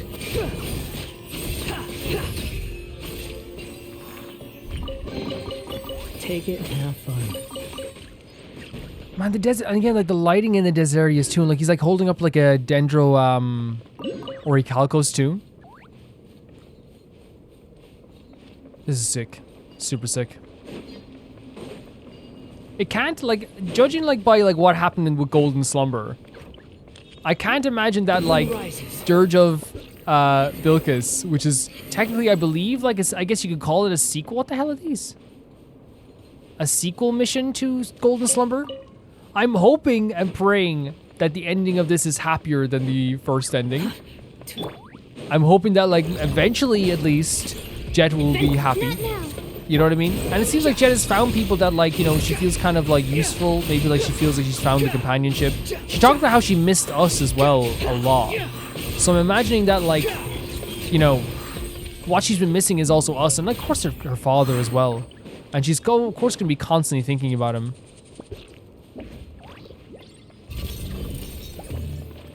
Gears of the storm. And of course she's going to adapt to like this new place she's in as well, right? Like, you know, you can't expect her to stay the same old Jeht forever, you know? That would be unfair to expect someone to just stay the exact same forever. Like, we'd like to have like Jeht in the same way we met her the first time all the way, but like, of course people grow and they change and all this stuff, so obviously things are going to change. Yeah, lighting is impeccable. It said the destruction of the city was not a deed done from without, but fell from a revolt within. Most of the damage was done to the interior. Perhaps it was a slave revolt or a civil war between priests. It could also be the work of long years of disrepair or Wenat activity, right? Wenat. I doubt that much, at least. Wenat don't care to touch these ruins. As believed the city was ill-fated. Alright, enough ghost stories for now. So, he believes that this could be done from, like, damage from within, like a civil war? Okay. Like a civil war between tribes, maybe?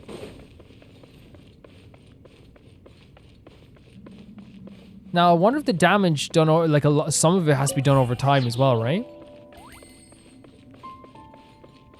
And she mentioned another tribe as well, but he said like, hey, they don't really care to go near these ruins. Oh.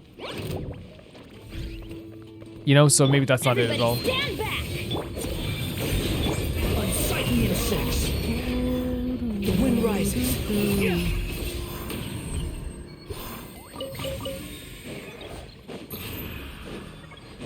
Maybe we just have to do this as well. Actually doing it with Vaughn here, so good. Holy hell, we're back here. We're back at the temple. Next up, let's get the issue of the large devices center squared away, shall we? Let's go. Too slow. Oh, so another one's activated.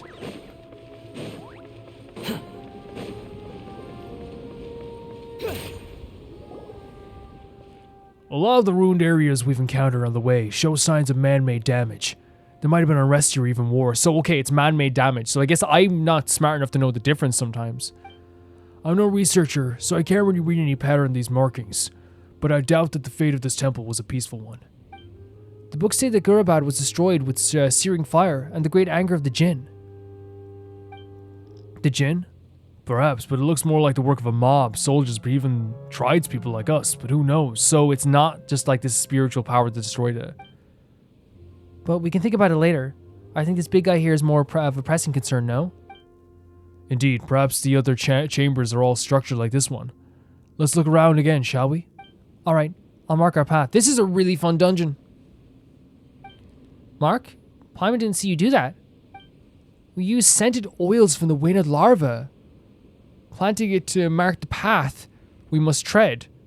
So if that, so Waynod isn't, I thought which was you saying the Waynod came here, maybe it was another tribe, but I think it's actually a creature. Okay. So do that we get lost. We can just follow our nose and find the way back.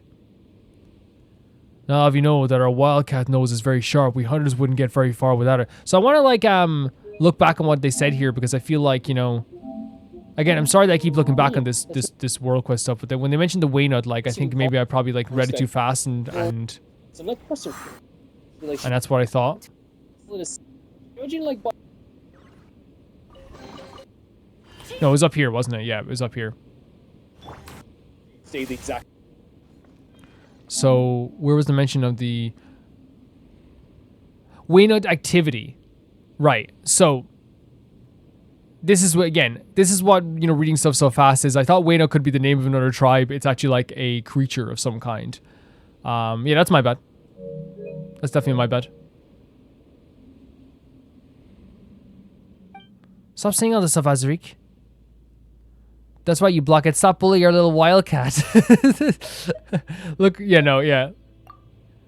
Oh, we should have said what's a Waynod larva. Don't you start with that nonsense too. Lesson's over. Let's continue on to the next device. I wish we could have asked about that because again, like I don't want to like you know, call her something she doesn't want to be called either, you know? Good, now we cleared the ceiling place so we can move on.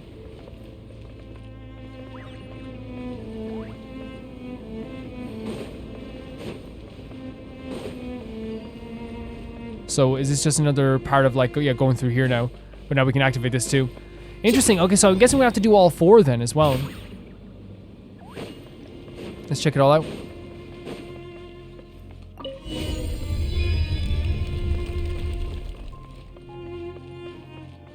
Looks like just sand flowing down from the cracks. Seems like some place deeper in the ruins is shaking. I sense it too. Just somewhere in the ruins are shaking right now. I kind of wish we asked what a Waynod larva was. Because that's so interesting, using the oils or something to like to be able to track a place like this. Yeah, and the text goes by so fast because I thought like when they said Waynod, like Waynod, I thought they were talking about like a different tribe or something like that. That's my bad. Open. Oh, we need this some slabs. Too slow. Too slow.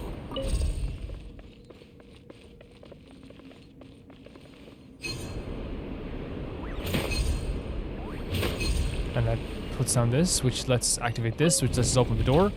I love these little puzzles. They're actually super fun. They're super, super fun. Take it and have So fun. interesting that a place that we thought was once maybe like... We're here, so we just need to open this device and we're done. So they maybe thought that at one stage that this was, the damage here was done by like an ancient power. Oh, there's a waypoint here, okay. Too slow. but it seems that like it could have been very man-made, at least from their perspective now. Definitely something I didn't notice.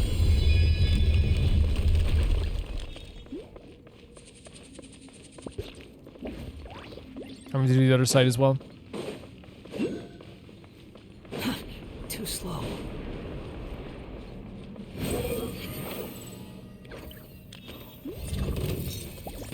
Let's light it up. The thing is with the relationship between the tribe and Jeht right now is that so far the only way we can, like, again, there are some parts of course where we're like, oh my god, you have to do that, you have to punish these people, you punch someone's teeth out, all this stuff, you know? And I think it's also like this case of like, there's a few thoughts I have about it. First of all, like, you know, like say like the relationship that she has with Azariq, is how you pronounce it, Azariq? The relationship that they have together, right? It's clearly very friendly, it's clearly very caring. You know what I mean? That's why, like, you know, I had no problem joking about the Wildcat thing. Because usually, you know me, I'd be like, hey, leave her alone. But it was very clear that they make fun of each other and joke about each other. It's like almost like, you know, like some people feel more seen that way.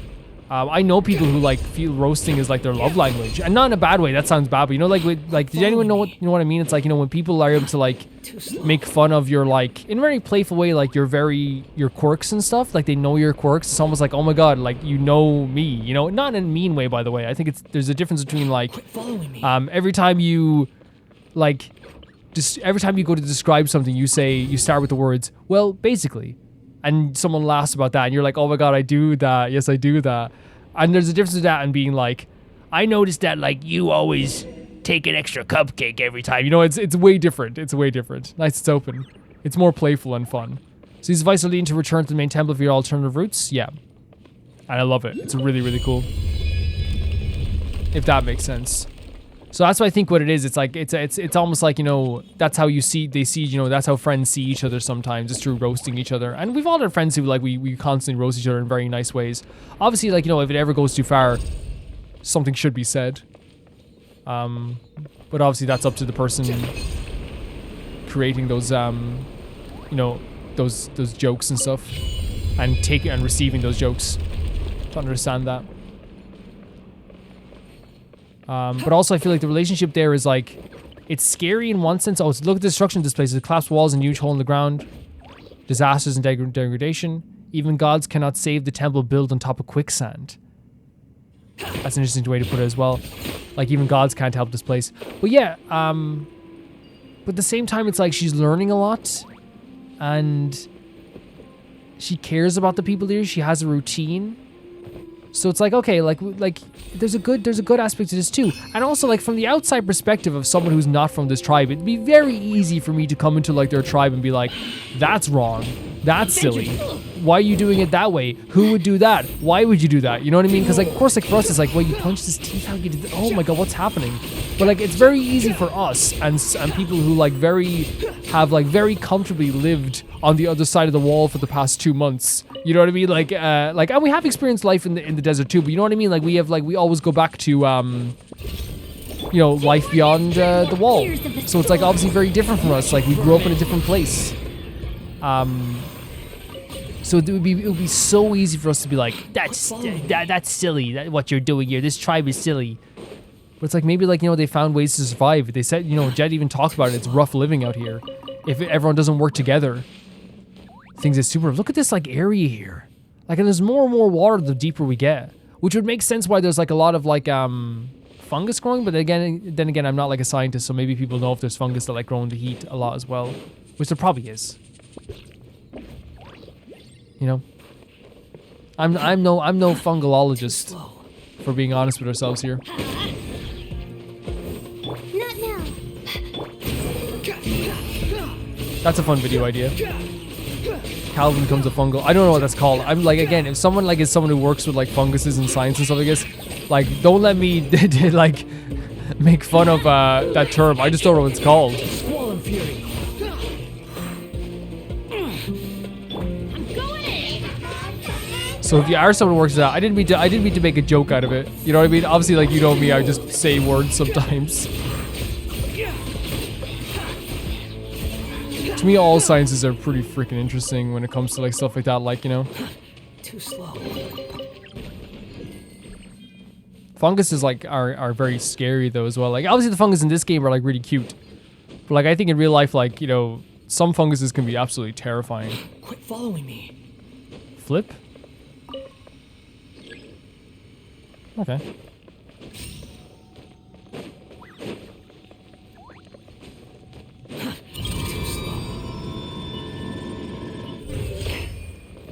The empty hall was eventually back to the same center. How do the people worship the gods live here? Interesting question. Alright, a little wildcat. Rather than caring about how now dead people live, you should care about how you might yet die. I have a care for how you might sure. Well, let me guess. You can't bear to tell me? You two really get along nicely. Light it up. Again, I think Paimon's noticing this too as well, like, you know, like if you're confident enough to like constantly roast someone beside you, you know, like, and it's not, and it's a way that like, you know, you can laugh about it. I feel like that is like just as close as people who just like are, you know, constantly sweet to each other as well, because like both are valid, you know, both are very valid in a relationship. But I know with my best friend, like, you know, we roast each other quite a bit.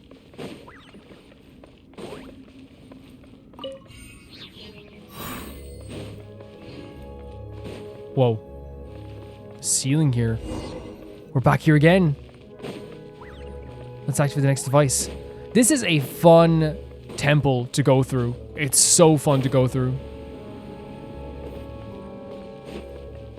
I do like as well that Jeht's asking questions also about this place, because of course Jeht, like, you know, had that personality type from the start where Jeht wanted to, I guess, how do I say it, like, find out more about their, about like living in the desert and like wanted to live in the desert and things like this. So it is interesting to have like, you know, a new tribe where she's, you know, all constantly asking questions and wondering about like what can be done here, and like wondering what's what happened here in terms of like their worship, in terms of the structure, how it was destroyed. A very curious attitude. Music here is fantastic.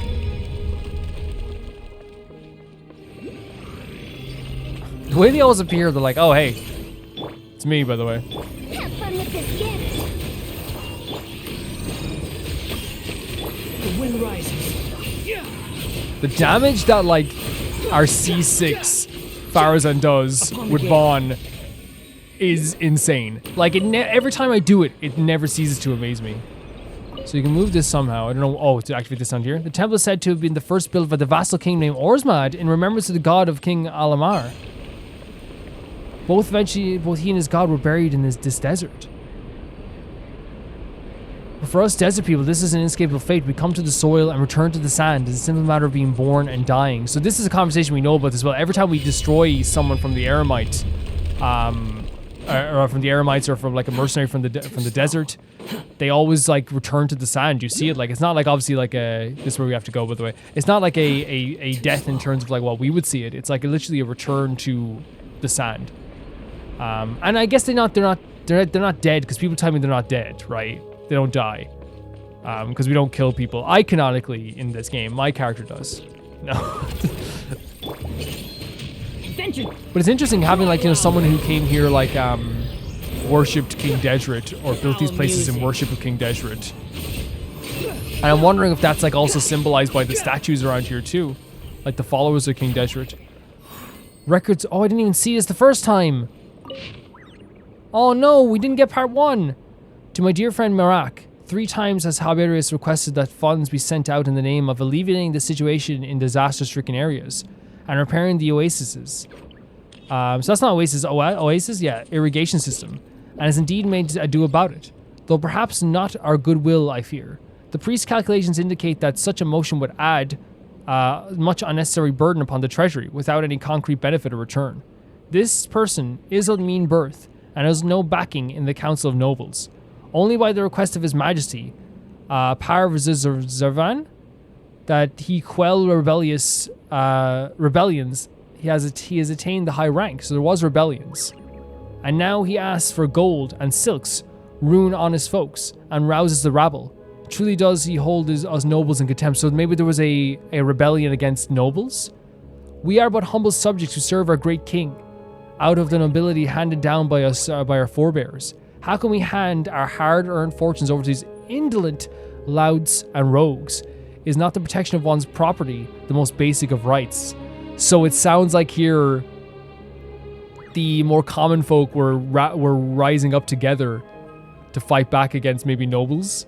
Moreover, this fellow was born to mountain shepherds, making him by nature rebellious and cruel. Give to bold-faced violence, though he may be the general of the cavalry, and may have his majesty Pavazan's ear, but with how he ruins the greater body to enrich himself, and how he indulges in sloth and lapsing judgment, one cannot say for sure that he is not one of Brassmass' accomplices. I urge all my fellow nobles to look into this matter and stay on your guard. Enclose this letter of certificate for 300,000 silvers as a small token on my part. So this is also weird as well, right? The idea that he's able to just hand out 300,000 silvers. It's very clear. I want to make sure it's not just over here. It's very clear that the individuals who are suffering here, maybe who didn't have a law, there's a reason that they rise up.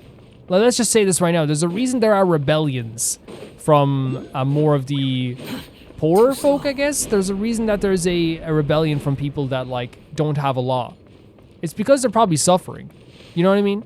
If you live comfortably, and you live in a nice fashion, it's very rare that you're gonna fight back against something when it's treating you well enough.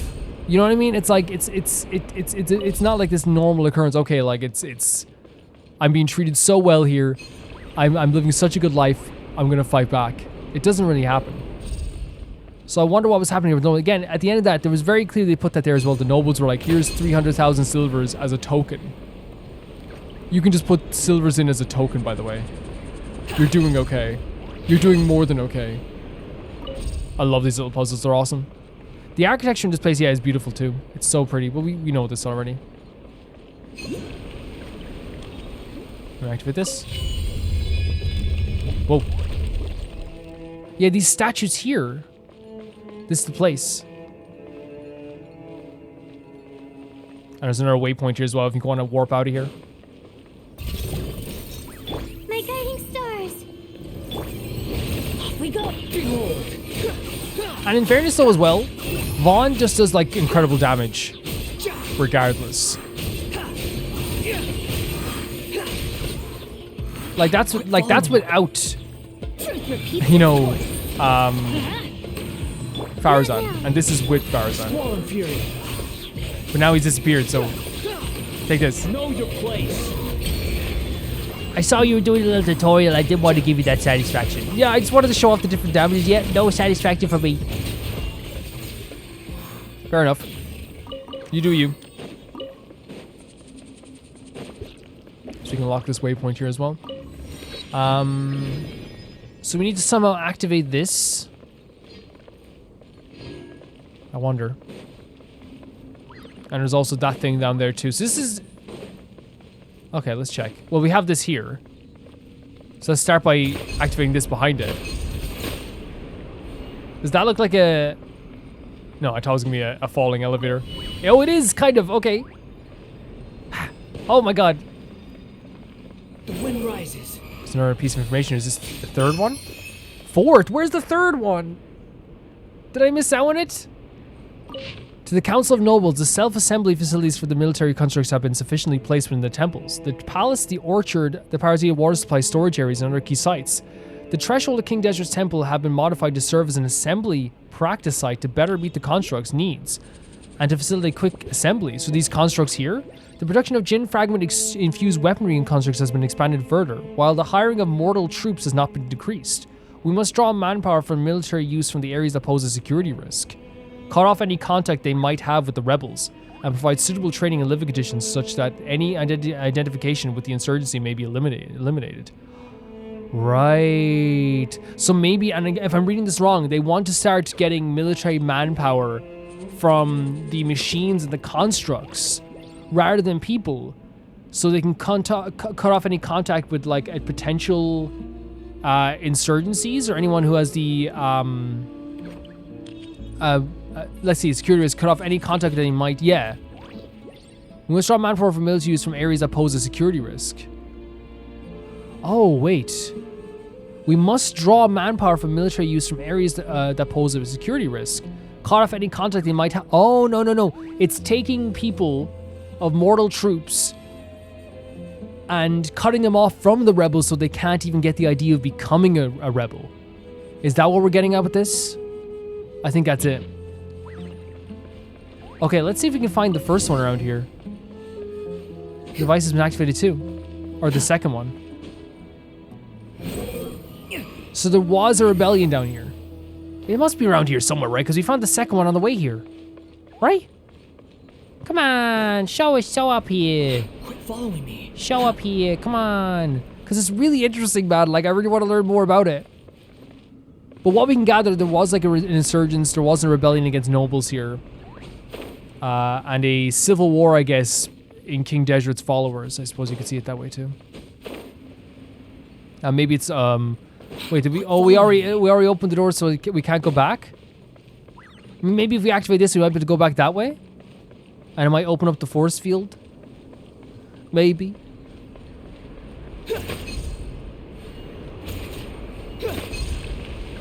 Hopefully.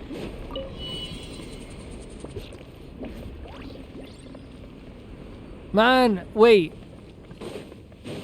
Is it in here? No, because we found the second one there. So, it must be on the path here? Or maybe it's in different places and it's just like scattered around the place that we didn't see. Does it give off a different look to it? Let's take a look. Does it give off it, when we do the eyesight, does it give off a different look? Let's see. It does. It does. So, maybe we come back around and we come back in and we see if we can find it from there. But you can't see through walls with this stuff. Man, I love this. This is so awesome. Going in! The night is cold. It's really interesting, like, the nobles trying to, like, stop the ideals as well. Like, you know, like, making sure that they can't even come in contact. Because the thing is, like, that's all it takes sometimes. Because here's the thing, right? Some people, before they join a rebellion, you know, they might be content with their, like, even if, like, life is tough, a lot of them feel like, you know, and I'm coming from, like, talking about, like, as, you know, again, I always relate to, like, rebellions that, like, happened in Ireland, right? And that's what I related to. And you look at that and you go, okay, so, like, people felt like life sucked, but it's like, oh, what can I do? And a lot of people, like, don't want to be the person that starts a rebellion. But if a rebellion's already started, and then all of a sudden you're like, wait a second. Johnny started a rebellion, lads. I don't have to do all I don't have to, like, start all the work of that. I don't have to, like, you know, see what I can do with this stuff. Like, I can just join the rebellion. They will tell me where to go. They'll tell me where to be. And you're telling me, like, my life can get better from that? So, like, all you have is, like, those people who are doing an insurgence being like, hey. Oh, here, we're back. Okay. All you just have those people who are doing insurgents. Talk to those people and be like, hey, like, here it is. No, this is number 2. Where's number 3? No, there's no, where's number 3? Yeah, but you know what I mean? Like, all it takes is just like a conversation. Like, dude, like, you know, you're working so freaking hard and you're getting nothing out of this. Like, think about what's happening here. If we can take all this stuff for ourselves, look what we can do. We can change this whole world. Now, in terms of, like, the Irish rebellion or whatever, it was more just like taking back culture and stuff like this and things like that. So it's a little bit different, and like, but obviously it was wanting to live and having a better life and wanting their country back and stuff like this. But of course, like, that's why I was related to as the one I know the most about.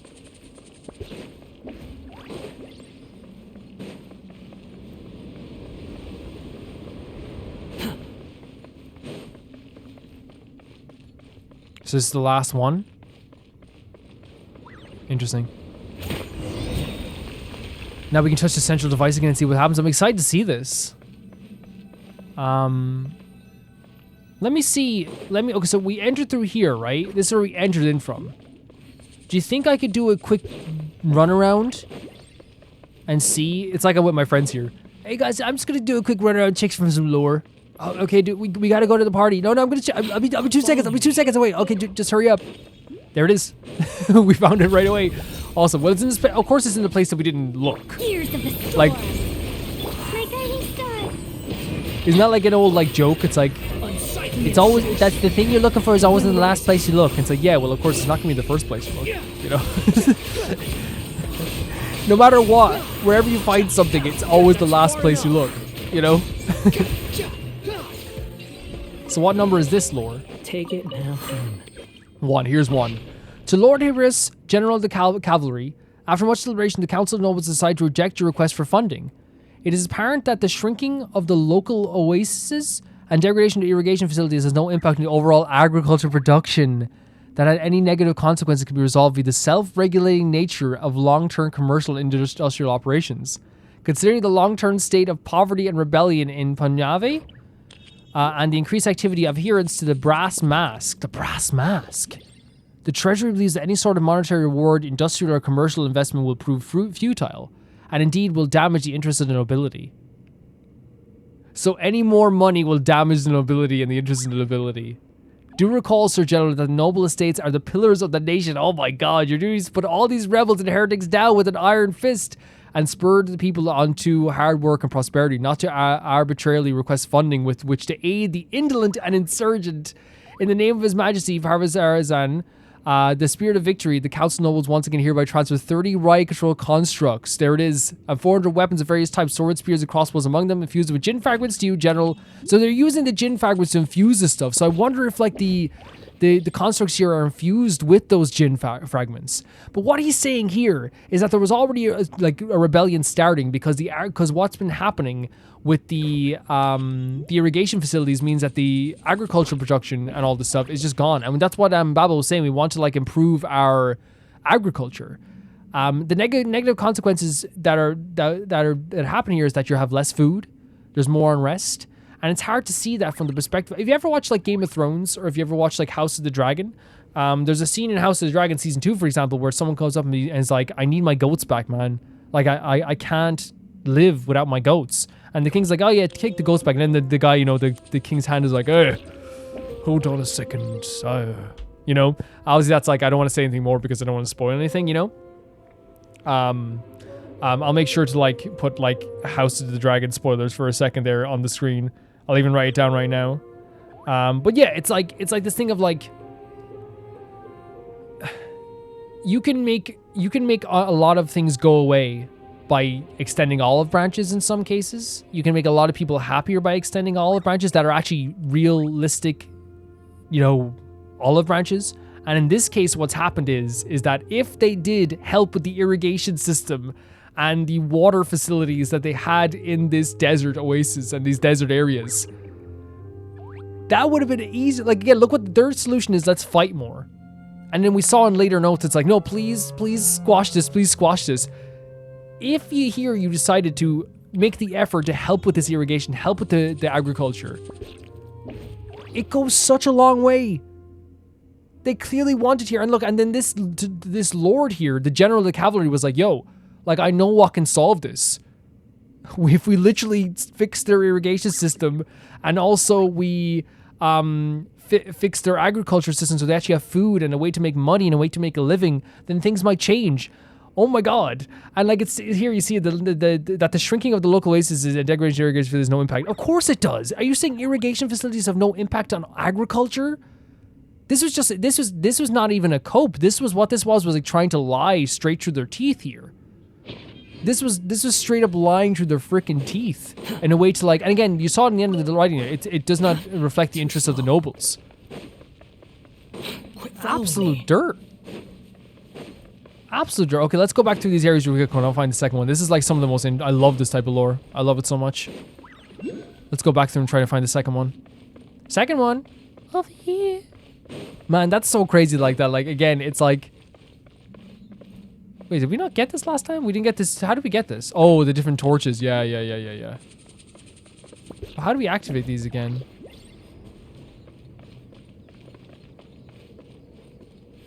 Is that it?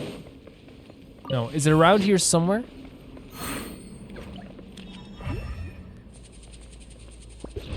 No. So maybe it's not in... Oh, there it is. There it is. Number 2? Part 3. So we got part 2 and 4.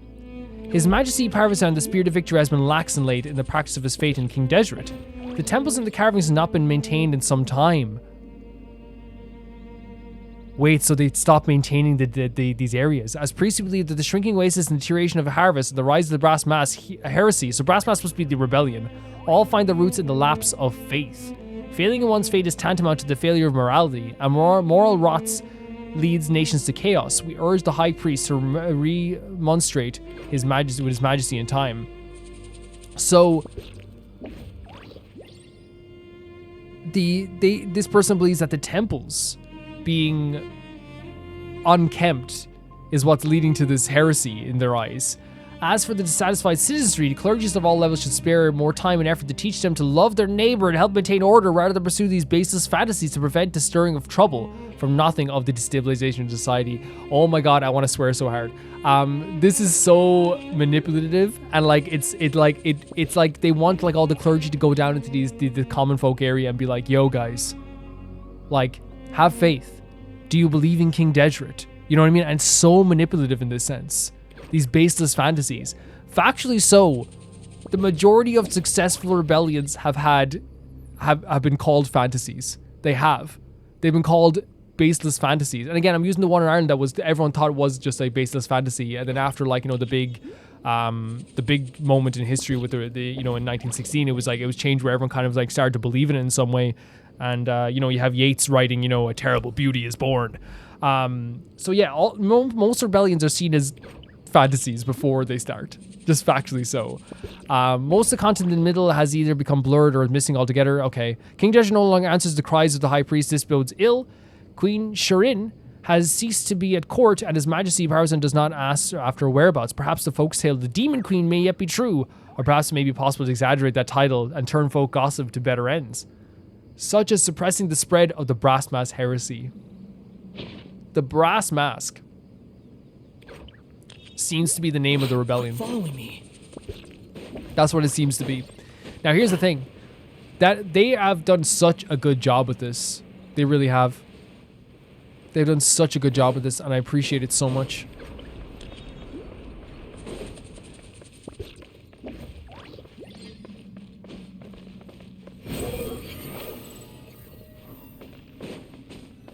So they sent the clergy down to be like, hey, yo, guys, like, listen, they not only believe that the degradation of the temples is responsible for all the unrest because they're losing faith, but they also believe that faith is, and loving thy fellow neighbor is going to help out with these, the lack of farming and agriculture. And like in the other letter, they believe that like, hey, like the way to stop this is by force. So it's force and faith. That's what they think is going to stop this. Disgusting. Oh my god, it's so impressive. I love this game. Oh wow. Oh wow. Oh my god, that's what's in the constructs then. Are you alright? Yeah. Thanks, I'm alright. That's good, that's good. Phew, that gave Paimon quite a fright. It's impressive. The tremor source should be north, outside the temple. Yeah, I sense that too. Wait, why couldn't Paimon tell? Because you don't have much experience living in the desert, Paimon. Yeah, that's true, but wait, you don't either. Let's go have a look. Wonder something huge is bound to have happened. But look at this. So this is the Jinni? Is that what they call it? That was put inside all the... Is this put inside all the constructs that were made? Like the little machines? Take it and have fun. Check the situation outside the temple. This has been such a eye-opening experience going through here, and about the faith of King Deseret and how, like, in my opinion, like, it wasn't upheld in the right way after King Deseret passed. Quit following me. It seems like the idea of like being a grain of sand and being one of many only matters to some. It's a very interesting way of putting it. So what has changed out here? Is that bigger?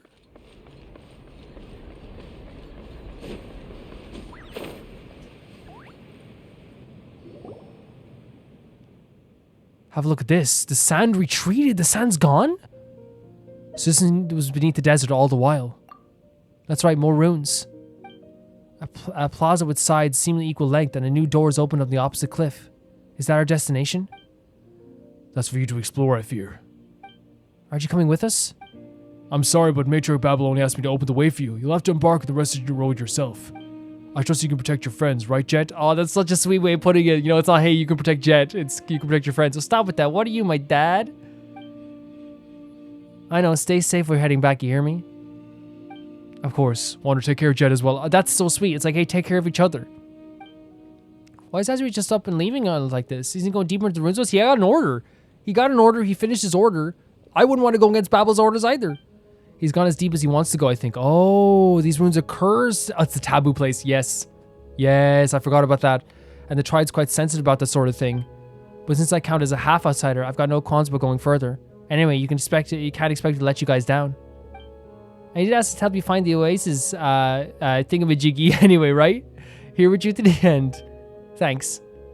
Let's proceed. Don't worry. I'll watch your back for sure. Jeht, we have no worry about you watching our back. We know for sure you'll watch our back. Such a cool, probably one of my favorite temples ruins so far. This is called the Canyon of the Great Rift because of the New Earth. Pretty funny name. There's a legend in our tribe that they say in the days of Queen Abu, Makalita, this was a verdant land ruled by the tribe of giants, but later foolish giants grew the vine that reached up to the heavens or to listen to new news to the heaven. This vine punishment came to them as well as a result, so they tried to reach the heavens, and the earth swallowed them up. We young people don't believe in these faraway tales, but it's best to avoid these ruins when traversing the desert. They're bad luck. Very interesting.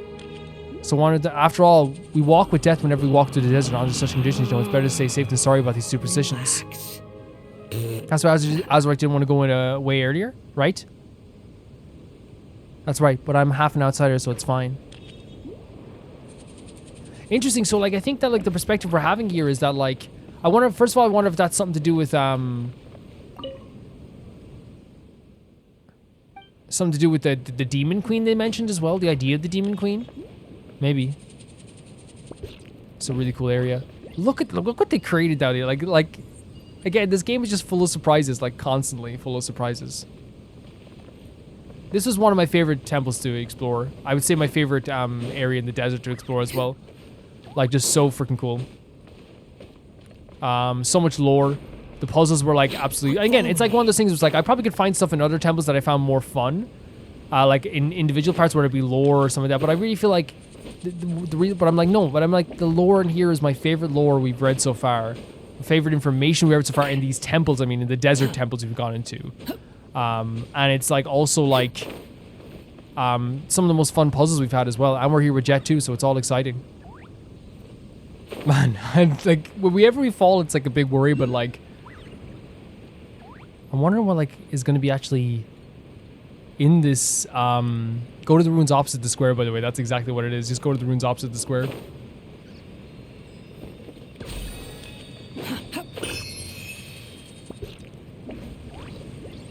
We're going to defeat you? Or just open the gate? Well, we want to defeat you anyway. Teamwork is dreamwork. Not now. Squall and Fury. He's like, I'm back. You dare to gaze upon me? There we go. Man, the way the sand flows down from the door when you open it as well. The blood of the ancestors is not mixed with that of the tribe, so many things I tend to represent something of an exception. And since I've already been to a lot of places with bad luck, they were fine sending me to explore this place. Okay. Aren't they just ostracizing you? Well, no. The tribe just like that. They treat me very well, but have an outsized blood, so that's all there is. So, like, she says they treat her very well, but they also, like, treat her differently. Like, she is seen as different to people in the tribe. Let's light it up.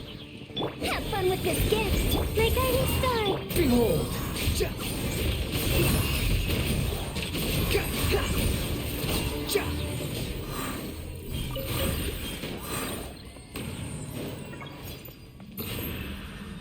Thought we could maybe get those guys out of it. Oh, there's like a little picture thing down here. Man, this goes deep. Like, these temples are deep. Well, this is like more natural than... Oh my god! Wait! It's a freaking tree! Under the influence of the Jinn to the land that there was a barren desert goes a verdant oasis. This is an oasis. Sorry, what were we saying? Hey, look at that. Isn't there something shiny under the big tree? Could that be the Jinni we're looking for? Oh my god, look at this in the middle of the desert. And here's the thing, we know that we can find cave, we're not in a safe place yet. Right? We know we can find nature in the desert. We found it like with a pep as well, right? We found it like that area with the pep and how beautiful that was as well. But like to me, like it's just like still so shocking because look at this. They do such a good job with trees in this game. Azayton Peach. I have a feeling that things are gonna awaken as we go through. Yeah, like maybe like it is like Jinni energy. Like this is like so vibrant. I'm so glad to be here with Jeht. Why did you stop us? Things we're looking for is just up ahead. Shh. Wait, what? What is it? Look behind you. We're not alone. Did that just appear? Oh, that's a big boy. That's a chunky boy. That is a chunky one. So it's this is the first boss of this story, by the way. Aren't we to guess? The night is cold. This is sick. Look at it.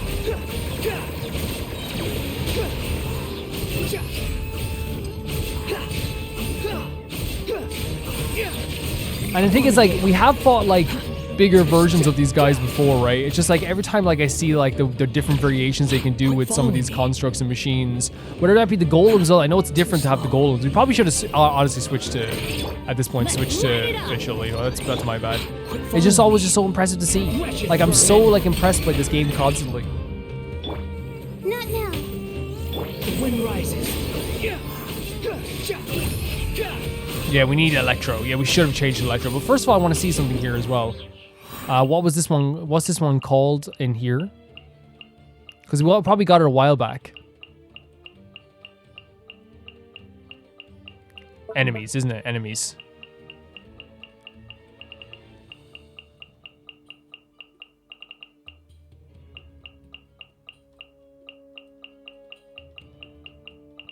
You see what I mean? Like every time all these different variations, I know these are different from like these constructs, like very different, but like it's always so cool to see them. Primal Construct is what this is called. So is this like the boss we fought then? Or the boss we always fight? I wonder if that's it. Because I fought this boss before. That seems to be what it is. I wonder if it's very similar to the boss we fought before, which means like Electro is very up. But it seems like it has more arms. Maybe I'm wrong. Stars, everybody stand back. My guiding stars. Squall and fury. Yeah, it's maybe not. Maybe I'm just like I just go like when I'm fighting bosses in this game, like for like farming and stuff. I don't notice the intricate details sometimes, but like I can't imagine it would. Does it have more arms? Know your place. I don't think we'll have any more trouble now. Let's have a look at this, Mother Jin. Oh my god. We'll have a look at the boss at the end again just to see if it's if it's the same one. It's so pretty. It's so pretty.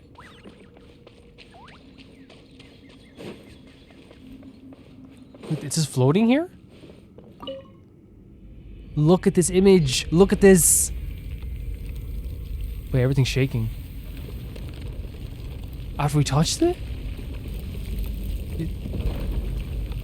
Everything's an opening. I thought everything was falling apart around us, but there's just an opening. But again, we knew there was like shaking. Wait, did everything fade away? It just turned into this like wasted tree, like this dead tree. Because the Jinni's no longer in it? These plants are all withered. This doesn't look good. No doubt, and who should we blame for that? Wait, what? The bottle can talk? You ostiferous oaf! Where did you get that active yet actively useless tongue of yours, I wonder? Eek, are you the mother of Jin? This is crazy. Jin? Why, yes, I do count as one. Mother? Well, if it does not displease you, I have been such before. But mother of Jin? Do those desert Philistines wishes to cajole me to laughter? I fear that this joke fails to amuse. It falls far short, in fact. We have come on behalf of the Tanit tribe to see you, to ask you that you show forth the great mind and aid us in finding the place where Nabu Malika slumbers. I cannot believe we're talking to like a floating, what is like, it's like a bottle? So, it is one of the desert folk. I like you, girl. You know the rules and your manner of speech tickles me. Yes, you do abuse me. Another person just loves Jeht. Step aside for a moment. I shall have words with your lord only. Wait, what? Wait, the scent of an unknown spices from afar. A servant girl, the desert king. She's not a servant girl. And a flying pet. No, no, no, no, no, no, no, no, no. This is a 3-way friendship. This is the Triforce of friendship here. You must be Prince of Exile, are you not? I am, but... Wait, I am, but... I'm gonna say I'm not. Liloupar. Call me Liloupar. I could be like, I am a descender. She's like, what? A descender, please. Liloupar? Wait a moment. You're the one from the books. Speak not of out of turn before your liege, sand-licking You'd really want to watch your mouth, you little jar. That's such a horrible thing to say. She's my friend. This isn't a hierarchy. That's right. Jeht isn't a lackey. You're too much. Exactly. Is that so? Of the tedium. If my soul were not surrounded by into many parts, unable to muster sufficient strength, I could shift into any number of shapes that might please you. You know what shape you could shift into? One that's polite. That'd be crazy. A dancing girl, a lovely youth, an arat or a yaksha, or a lovely beast of those races that died under the moon's light. I've been them all, and played all their parts, all for my lord's pleasure. I'm not over you being rude to Jeht, I'm sorry. Your lord? A lord I was willing to entrust my true name to. Yes, I did once have such a master, and today I seem to have encountered his shadow. Wait. You mean, wait a moment. I didn't understand you all. Are you saying that we're the shadow? You're saying we're the shadow? What's wrong, Jeht? She seems that Jinn makes contract with humans by giving them their true name. That name can be used to control the Jinn as one wills. A learned desert dweller. Your servant girl is quite a rare find. She's not my servant, she's my friend. But those who strike such pacts will eventually suffer the fearful vengeance of the Jinn. For the Jinn are a race that hates humanity. Hate, you say? Such a strong word. Wait, so what Jeht said is wrong? Look at this. Would you hate a poisonous insect or a toad? No. And her name is Liloupar, which is the exact same name as the wicked spirit who drowned Ormazid, the mortal king of Gurabad, and his entire household in honey. This year the Gurabad therefore has been shrouded in dark secrets. Well, that's what I read anyway. But I don't get it. Is the one Babel looking for such a dangerous figure? Oh, a mighty interesting story that is. And is that how I am portrayed in your legends then? Are you worried that in making a contract with me, your lord friend shall come to harm? But do you not wish to reach the place where Nabamilki slumbers? I shall not aid you, girl, or your matriarch. I have no interest in your games of governance, nor shall I take part in your schemes. But your friend I shall serve, and give my true name. So this is like very weird. So because she made a pact with a human before that was like us, she's like, oh, I'll make a pact with you, but not with the person that actually wants the pact. Why are you willing to give one of your true name then? You must have a reason for that. Because I like him. Well, Wander is plenty likable, sure. Yeah, very likable, yes. You. Is it so strange? I like him for his scent, and also for his choice in servants and pets. Stop. Stop right now. Such taste is truly fitting of a prince. I am about to do that stairs glass bottle challenge with this jar in a second. Alright, I shan't speak more than I should. Come, your highness, are you ready? If you just please treat everyone else with respect. Servants and pets, what do you mean, Jeht and Paimon? God, you're so rude. I agree, Paimon. I very much agree. Paimon thinks you're right, Jeht. There's definitely something fishy with this thing. Let's throw it away and... Wander, I get the feeling that we should... Honestly, like, I don't like this thing, but I will do it for Jeht.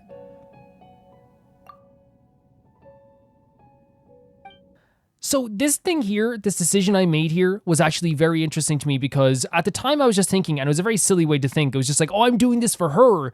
Later on, we kind of realized it's like we're making a decision about, like, for, quote unquote, for a Jeht that doesn't involve Jeht. Like, we make the decision, and like, even after all the stuff that this thing has said, I was thinking more the lines of, oh, we can just do this for Jeht. But like, They said some horrible stuff about Jeht, and still we were like, oh, we should have, like, you know, probably been more shaky about this. I can, you know, totally understand from this perspective now, where it's not just one of those things where it's like, well, we're gonna have to do it anyway. It's like, well, Jet's like a living, breathing character, and I do feel really bad about this extra option. No, never mind.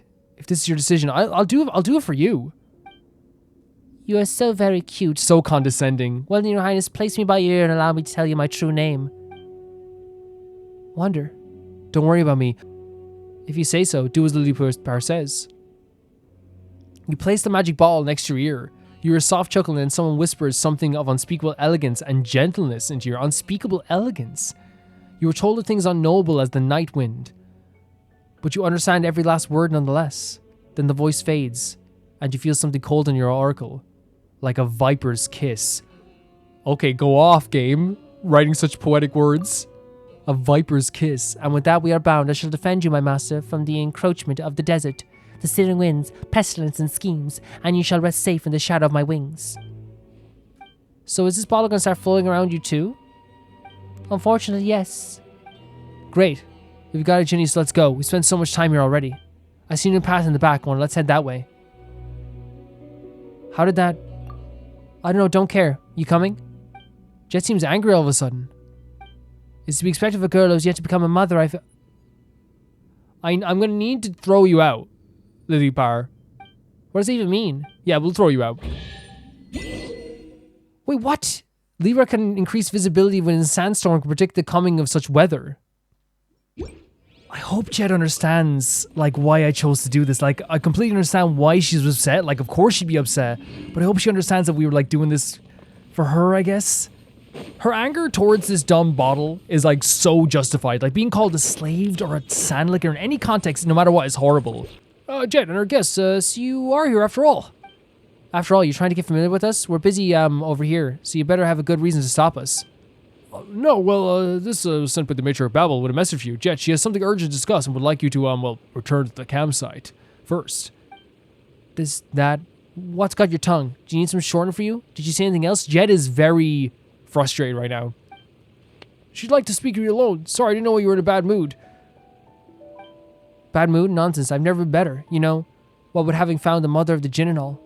Which I'll be telling the matriarch, of course. I'm more than pleased, and so she will be, I bet. And so will her master, to have a nice new servant. When you say, oh my god. Major Babel has business with me, so I'll take a leave now. My deepest apology for not serving you to the end, Prince Wander.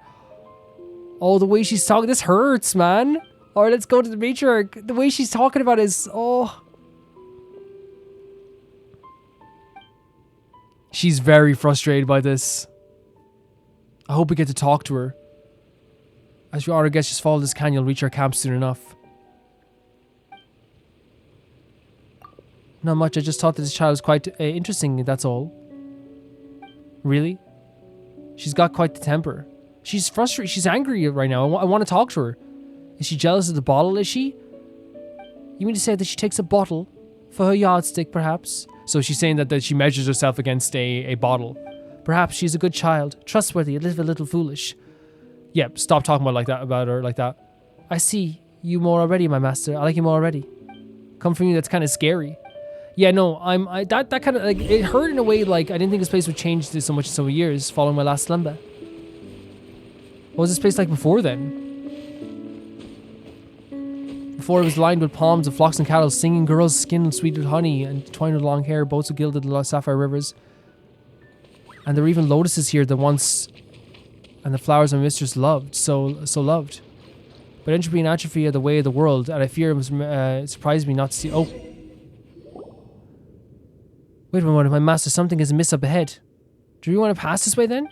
It matters not. This path we must take in any case. What have you sensed? I'm sure, my master, that you are too able to sense the wicked intent ahead, but if we might discover who it is that ambushed us, we might yet be able to turn the tables on them. So there's wickedness ahead. Things may indeed be perilous ahead, but you, O master mine, are the one whom I have entrusted my faith. I shall go forth with you. We shall face any obstacle together. Just relax. Wander's super strong. No matter what, he'll still have Paimon, right? Wait, what? What did I say? Prepare yourself, master. What? You guys, aren't you Jet's buddies? Come on, don't scare Paimon here. Why aren't they replying? Well, if that's what it's come to, don't forget to leave it out one alive, master. This is worrying. I feel so... Oh my god. I'm so worried. Like, honestly, like...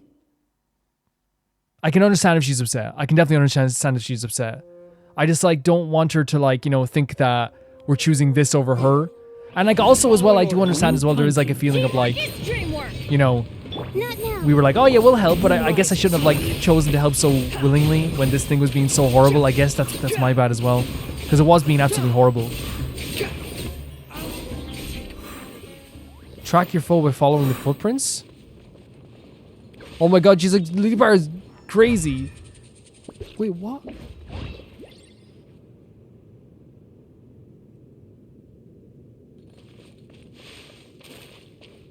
I would have cleared the path for you in an instant. Sorry, I got so distracted. They left footprints. Care for a dance? Holy hell. The Scourge of Waters hold the kinds of movements flow must go to shore at some point, yeah.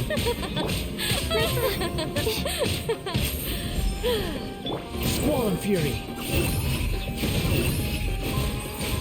Dance with me! You dare to gaze upon me? Not done yet. The wind rises. The curtain falls.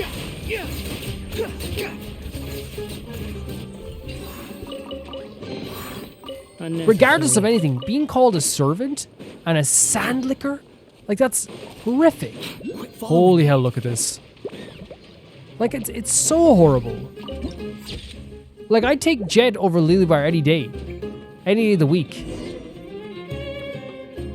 Investigate the opposing Eremites camp. This is a crazy camp. Like, it feels so dark. Squall and Fury. Oh, you're here. Hello. Everybody stand back. Truth repeats its course. Behold.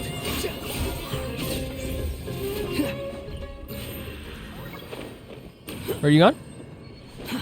He just went back to his patrols. He's like, it's none of my business. He saw Vaughn doing their work and said, see you later.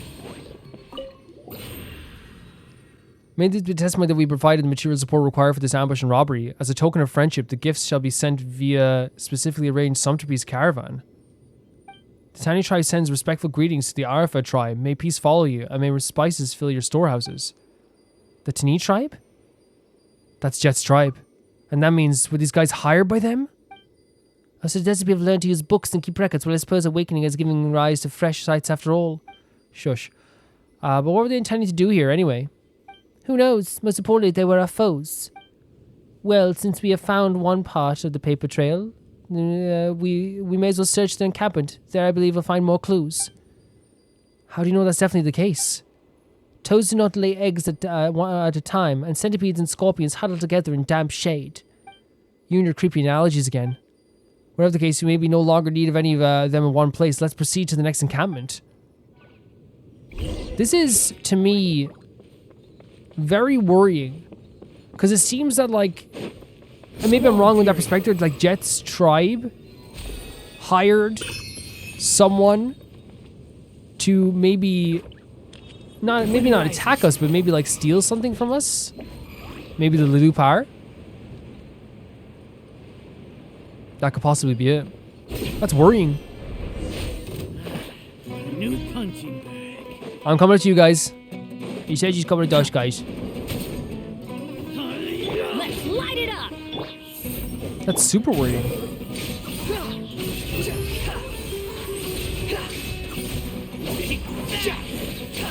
Know your place.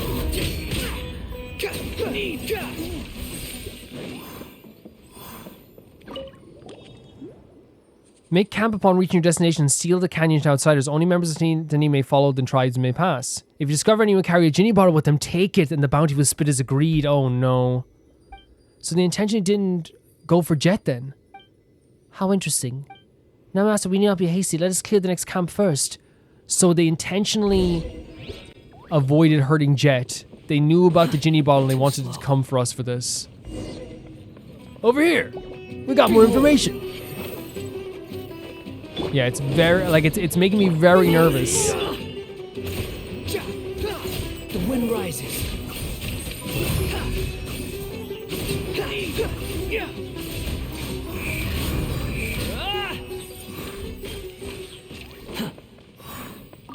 What's this say? The outland traveler may be identified by their golden hair and eyes and strange foreign clothing and small floating fairy bodies, so they planned this. If they obtained a Jinni, take it from them, and they have yet to dispose of them. Contact Adderfy. So they did plan this. Oh no. Someone you know then? My master, if I may, I would advise that you review a choice of friends. We had an old saying for this ilk. The only loyal desert dwellers is one whose shoulders have been pierced by iron loops. We should be rid of all of them by now. Let's return. Let us return? Leave the canyon. Oh my god, so we were like 100% like betrayed. But then again, like they didn't know us, so like it's like a betrayal of like someone you barely know. You are not welcome. Yeah, I'm getting that picture that I'm not welcome here now. Swallow fury.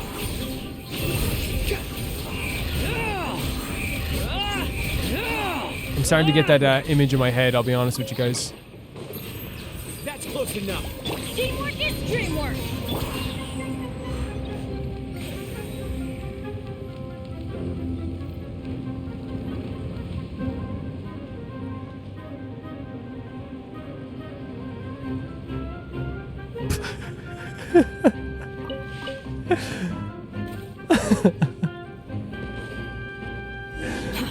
Too slow. Oh my god, there's like freaking Fatui everywhere. I want to get this area over here Too slow. before we head back to the tribe. Oh my god, look how like cool this is in there. So should we yeah, this whole area is freaking amazing. Behold, That's mad. upon the gale. That's more than mad. That's rough. That's so rough that this has happened. I hope Jeht's okay. I wonder what Babel's gonna say. Or Babel.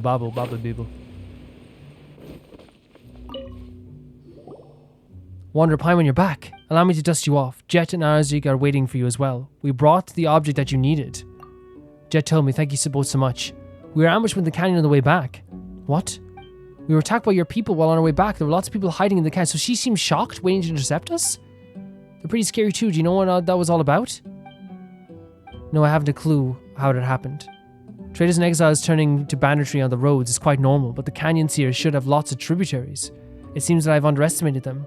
This has to do with Adderfy. What did you say? That's why we found this. And they're showing the information, thank God, yeah. That's why we found this. Adderfy, this indeed is his handwriting and even signed in his hand. That he is a traitor is beyond doubt. What if he's been set up? Then he has still stained her honor with his name. She's not going to accept him. Will accept his punishment. However, he left the camp some time ago saying that he needed to go get some supplies from the outside. I must apologize. I let my guard down. It's fine. You can ensure that he exiled the traitor. However, he should not be permitted back into the Tanit hunting grounds, save in chains. Please rest assured that I will get to the bottom of this on behalf of our tribe. I will not allow such happenings to go unanswered. So she seems shocked by this then. As for another Jinn, can I see her? Sure, have a go. Honored Lady Liloupar. Liloupar, you know the name? Beloved servant of Nabil Malkalita. Founder of Gurabad, eternal prisoner of Aki Kayum. Babel of the mortal Tanit tribe seeks audience with you. Oh, she's gonna love this. Did you say, were you calling for me? Oh my god, I don't remember all those names.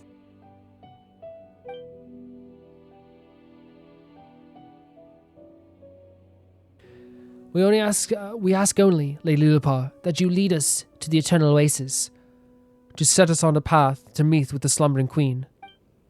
Oh, so sleepy. My master, did you wake to speak me to the servant? Please, no, not in front of Babel. She's gonna just break you in half. Why do you do this? Like, here's the thing. I'm just gonna say this right now. Horrible that you did this to Jeht. Absolutely horrible. Like, upset me beyond belief. Right now, you're doing it with someone who, like like, is not gonna, like, just walk away peacefully. At least I don't think they are. But then again, they might not because they have such a admiration for this. Well then, Babel, will you not dance and I cannot understand the disrespect of this thing. Because honestly, like, I would, like, throw it off a goddamn cliff in a second. We could.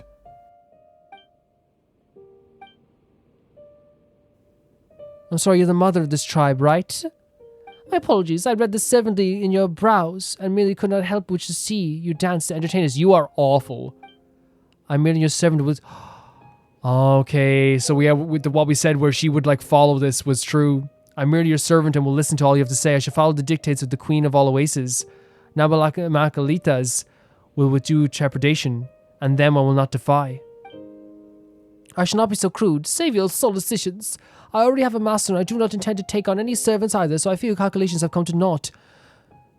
This is so interesting. It's so interesting to see a character that was so, like, stoic and, like, serious, like, be, you know, like this in front of some, you know, Liloupar. So Matriarch Babel can grovel too. That's the thing, yeah.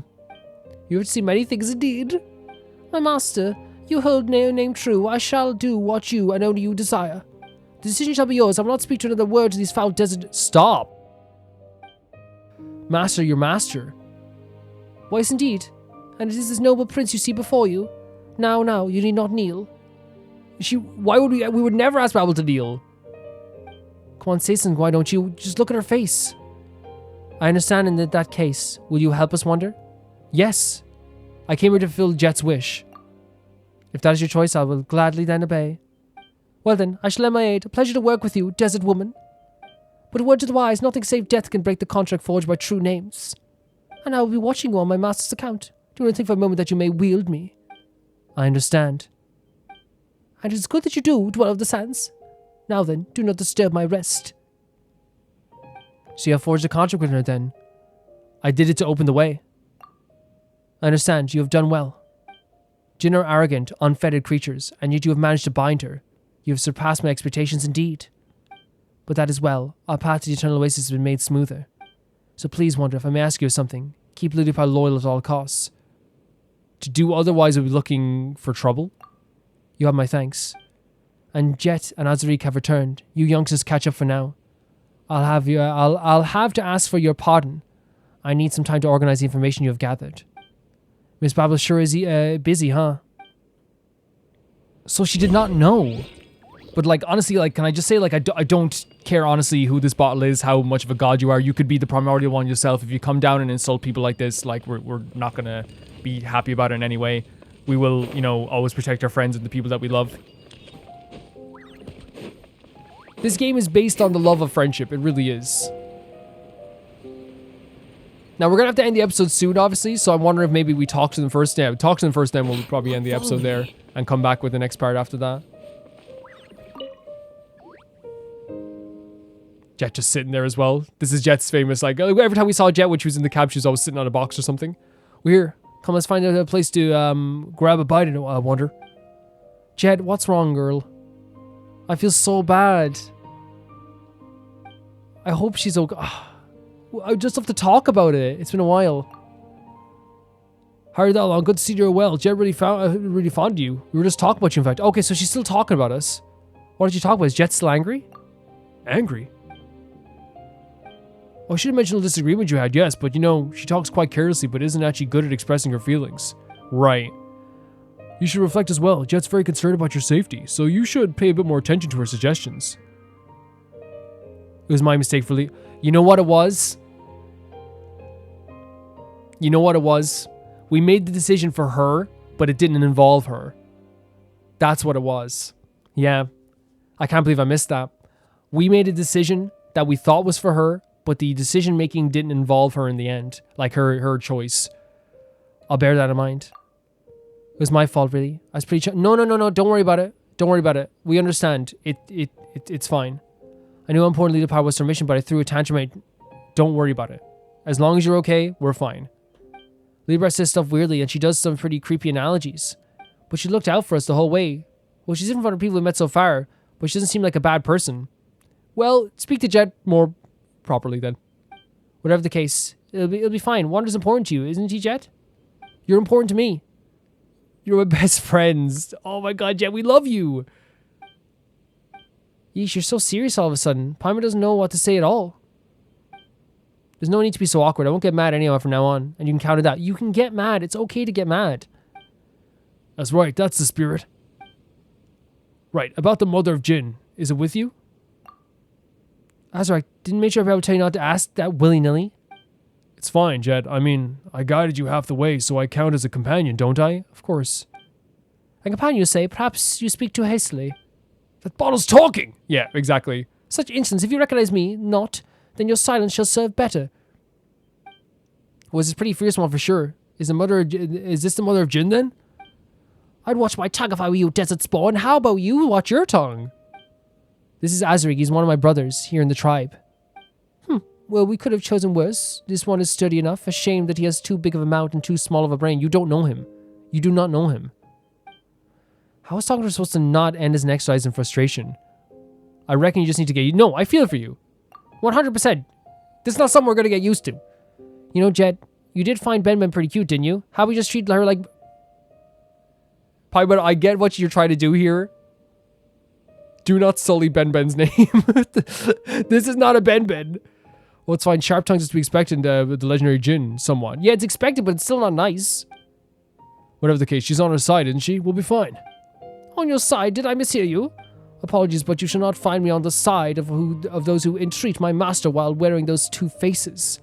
They are on my side. They are my friends. Jeht, especially. My master trusts you, and I trust your reasoning for that. But I'll be watching you, Azarik. Well, I guess that's just what a Jinni's like. I get that, but also just because it's normalized doesn't mean it should ever be good. Normalization doesn't mean something is good. Did anything happen while we were separated? Oh, yeah, we should talk about this. Same, did I miss anything? Well, about that, yeah, we were attacked. Yeah, now we get to see the reaction of Azarik as well. So a traitor along with the accomplices from other tribes? They might be the same bunch I was tracking down previously. It's even possible that they're collaborating with the Dangerous Outside. The Fatui were right there. You're right, Jeht. That's so smart. The Fatui were right there. Pretty good, Jeht. Made the best some rather limited information on our foes there.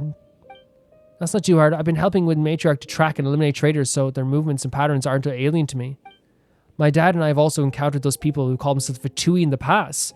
So they're no strangers to me either. Yeah, we have.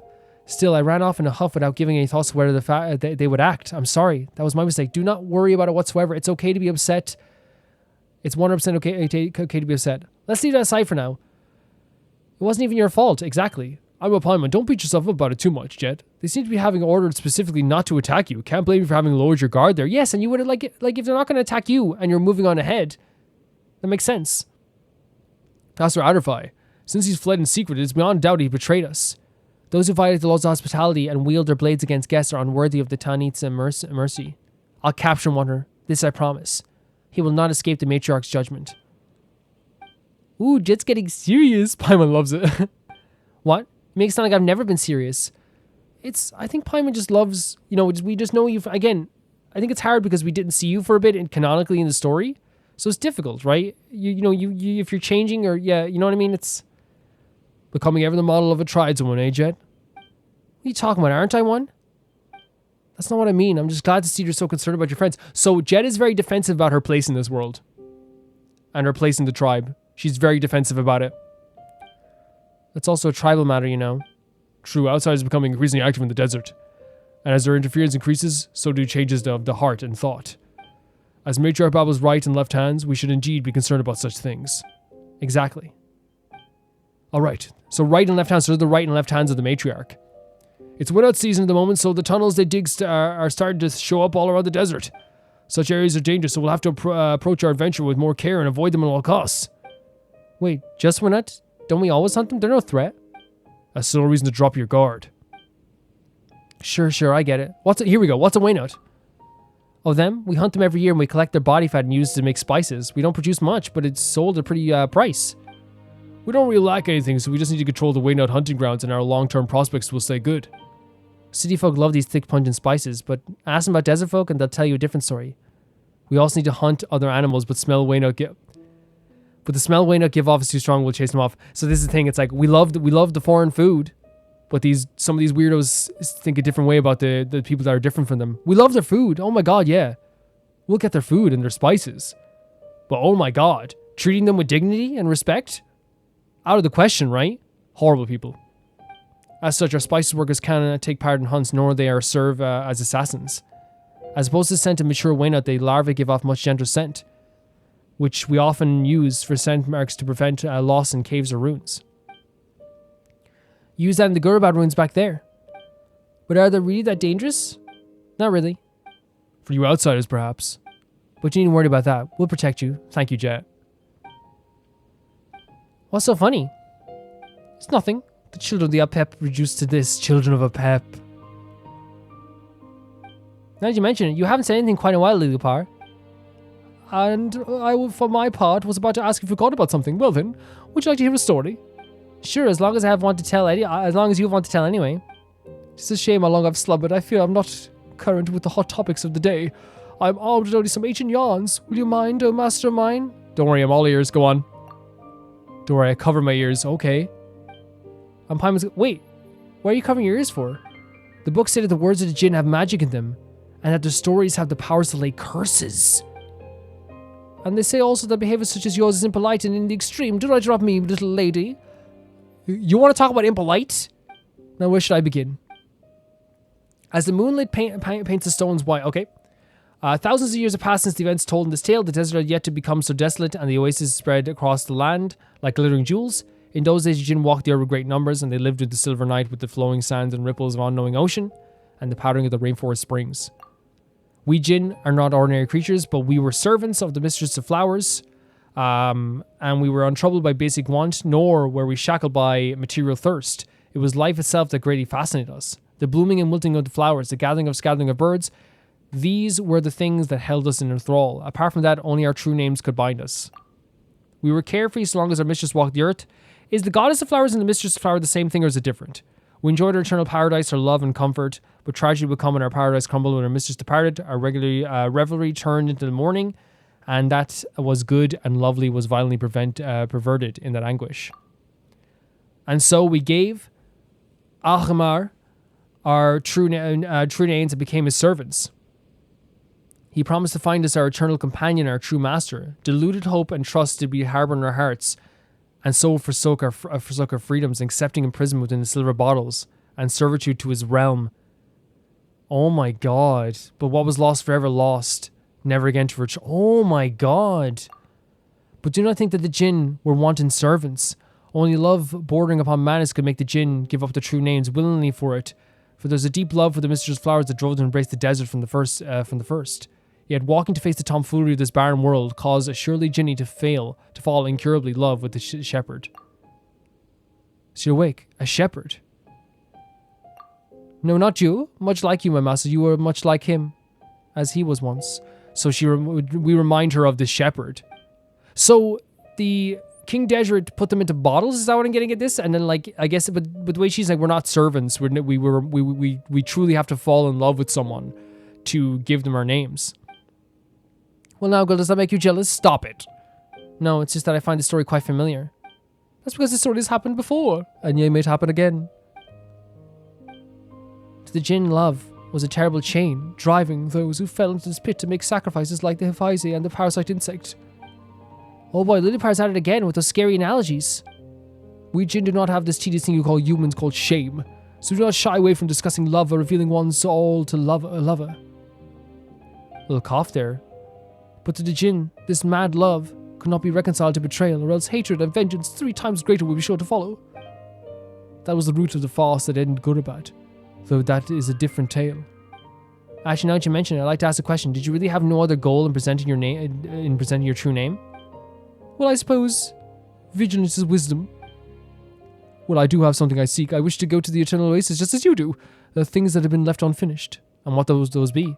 Forgive me, dear master, if I can only slowly tell you that tale as the journey proceeds, but the time for that has not come yet. But know this, it is good fortune that I should have met you. Well, since we have the same goal, let's get along. How about a toast? And what you make of this toast with me? Oh, like you're saying, Pai was laughing and saying, like, drinking from the bottle that is gin. All right, weird story time over. Let's talk about something more relaxing. By the way, do you play cards? You play TCG? He does. So we could play right now, but I feel like we're about to end the episode. Yeah. Okay, let's do it. Why not? No, we got it. Whatever our deck is, we'll go with it. This is probably going to be a much harder battle, though. I think it's really cool that we have this, though. Starting and select cards to switch. No, we usually select everything. Select your first character. Oh, wow. Official. It's been a while since I played this. So it's interesting to actually play this now. But it's really cool that we're playing this under, like, the desert area here. I have a lot to talk about after this as well about what was said there by the Jinni, too, by the way. For now, we can get rid of all this stuff. Nice. Really nice. Huh? Okay, let's start with just, an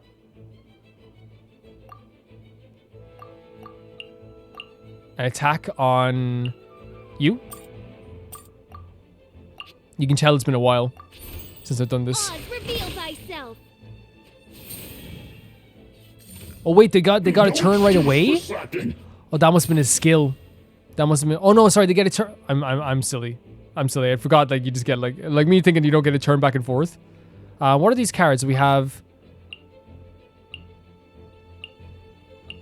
Okay, so I want to switch, and we'll use this Dendro one. Let's go. Oh yeah, I bet you did. I bet you did. I bet you switched.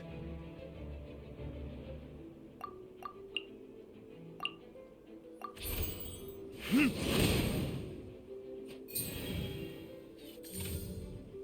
a water ball normal attack. We could cause a swirl. Switch the character here like this. You called? But we can't attack yet, so they ended their turn first. We could have ended their turn first and gone first last time, or the next time.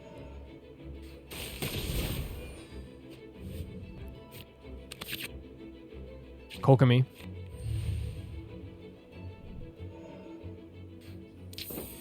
We did good damage there.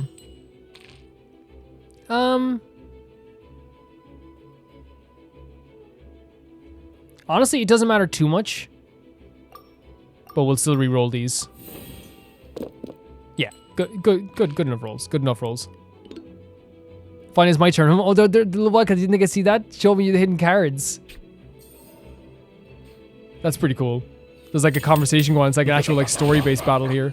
So we're all inflicted with water, by the way, but you're electro charged here. So what's the cards we got here? We got the Kokomi card, event card. Draw 2 cards. Okay, and we got, oh, look at that pretty card. Shift 1 energy from, okay, cool. So wait, shift 1 energy from, at most 2 of your characters and standby to your active character. Oh my god, yes, that'd be so cool.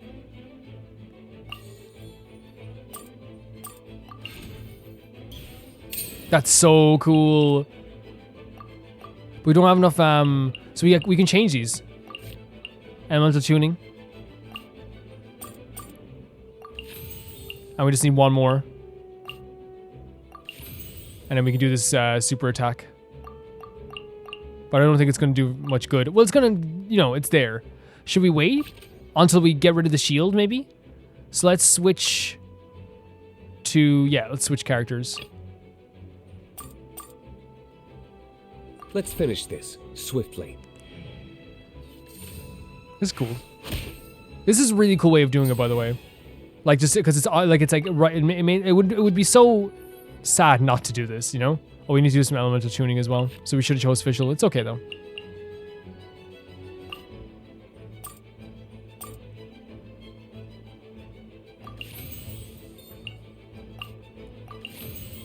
And now we have enough for an attack.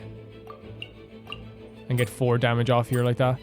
But we might not have enough for his special attack. But we can use it next turn though, right? Yeah. So it's not that big of a deal. And we vaporize it as well. Switch to Mirror Maiden, you do that. You switch to Mirror Maiden, you do your thing. Actually, I'm gonna end my turn. So we can just go next round, first and next round.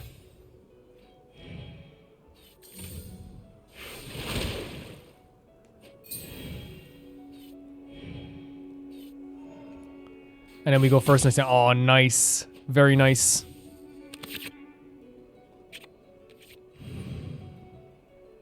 So let's, once again, do the roll phase, I suppose. So let's see. Get rid of this, this, and this. Actually, we shouldn't have got rid of the animal. That's my bad. I'm just so used to, like, the other ones. But it's okay. We can do some elemental tuning anyway. So we want to start off. We could just literally destroy... Yeah. Yeah. Right now. The Mirror Maiden. And bring this boy out. Good work. Looks like someone else is about to lose. What are you talking about? I'm not even close to losing. Fools even if you submit to failure. Although I love that the conversations are happening. It feels just like I'm playing like Yu-Gi-Oh! Or something. Put your back into it. Let's switch to... Yeah. Let's switch to you. We'll use this. You called? We're gonna get attacked by this boy now as well. Okay. And then we're gonna do some real elemental tuning here. It doesn't matter what we're doing here right now. And then we can do our little attack here. Evil conquering. Nice. 3 damage and breaking the shield is very, very good. Oh, Fred, not to... Yeah, I love the talking in the corner there. So one more round and we got this guy. Beautiful cards. Timmy card. Lovely. Really doesn't matter what we get this time, but we still, we still want to do nice rolls. Oh, I did not mean to press triangle, but it's okay. It's okay. No excuse for We could end slacking. this right now, I believe. You need 3 for this. So let's do some elemental tuning. Yep, there we go. Nice. My work finished. Nice, that was really fun. Again, while obviously we're gonna be ending the episode soon, I feel like it is like it's still fun to do that. So there's lots of chats happening as well. Okay, well yeah, to me like it's horrible what happened to Liloupar, but doesn't excuse anything that they've said. Really does not. There's no excuse for what they said. It was absolutely horrible stuff they were saying, especially calling someone a slave when they've, especially with like, Jeht trying to become more in tune with her roots and things like this and the people of the desert, and we know that the people of the desert have been subjugated and in a lot of ways have been treated absolutely horribly. We know the story of the wall as well. Yeah, it doesn't excuse anything that this character has done. The way that they speak is absolutely horrible.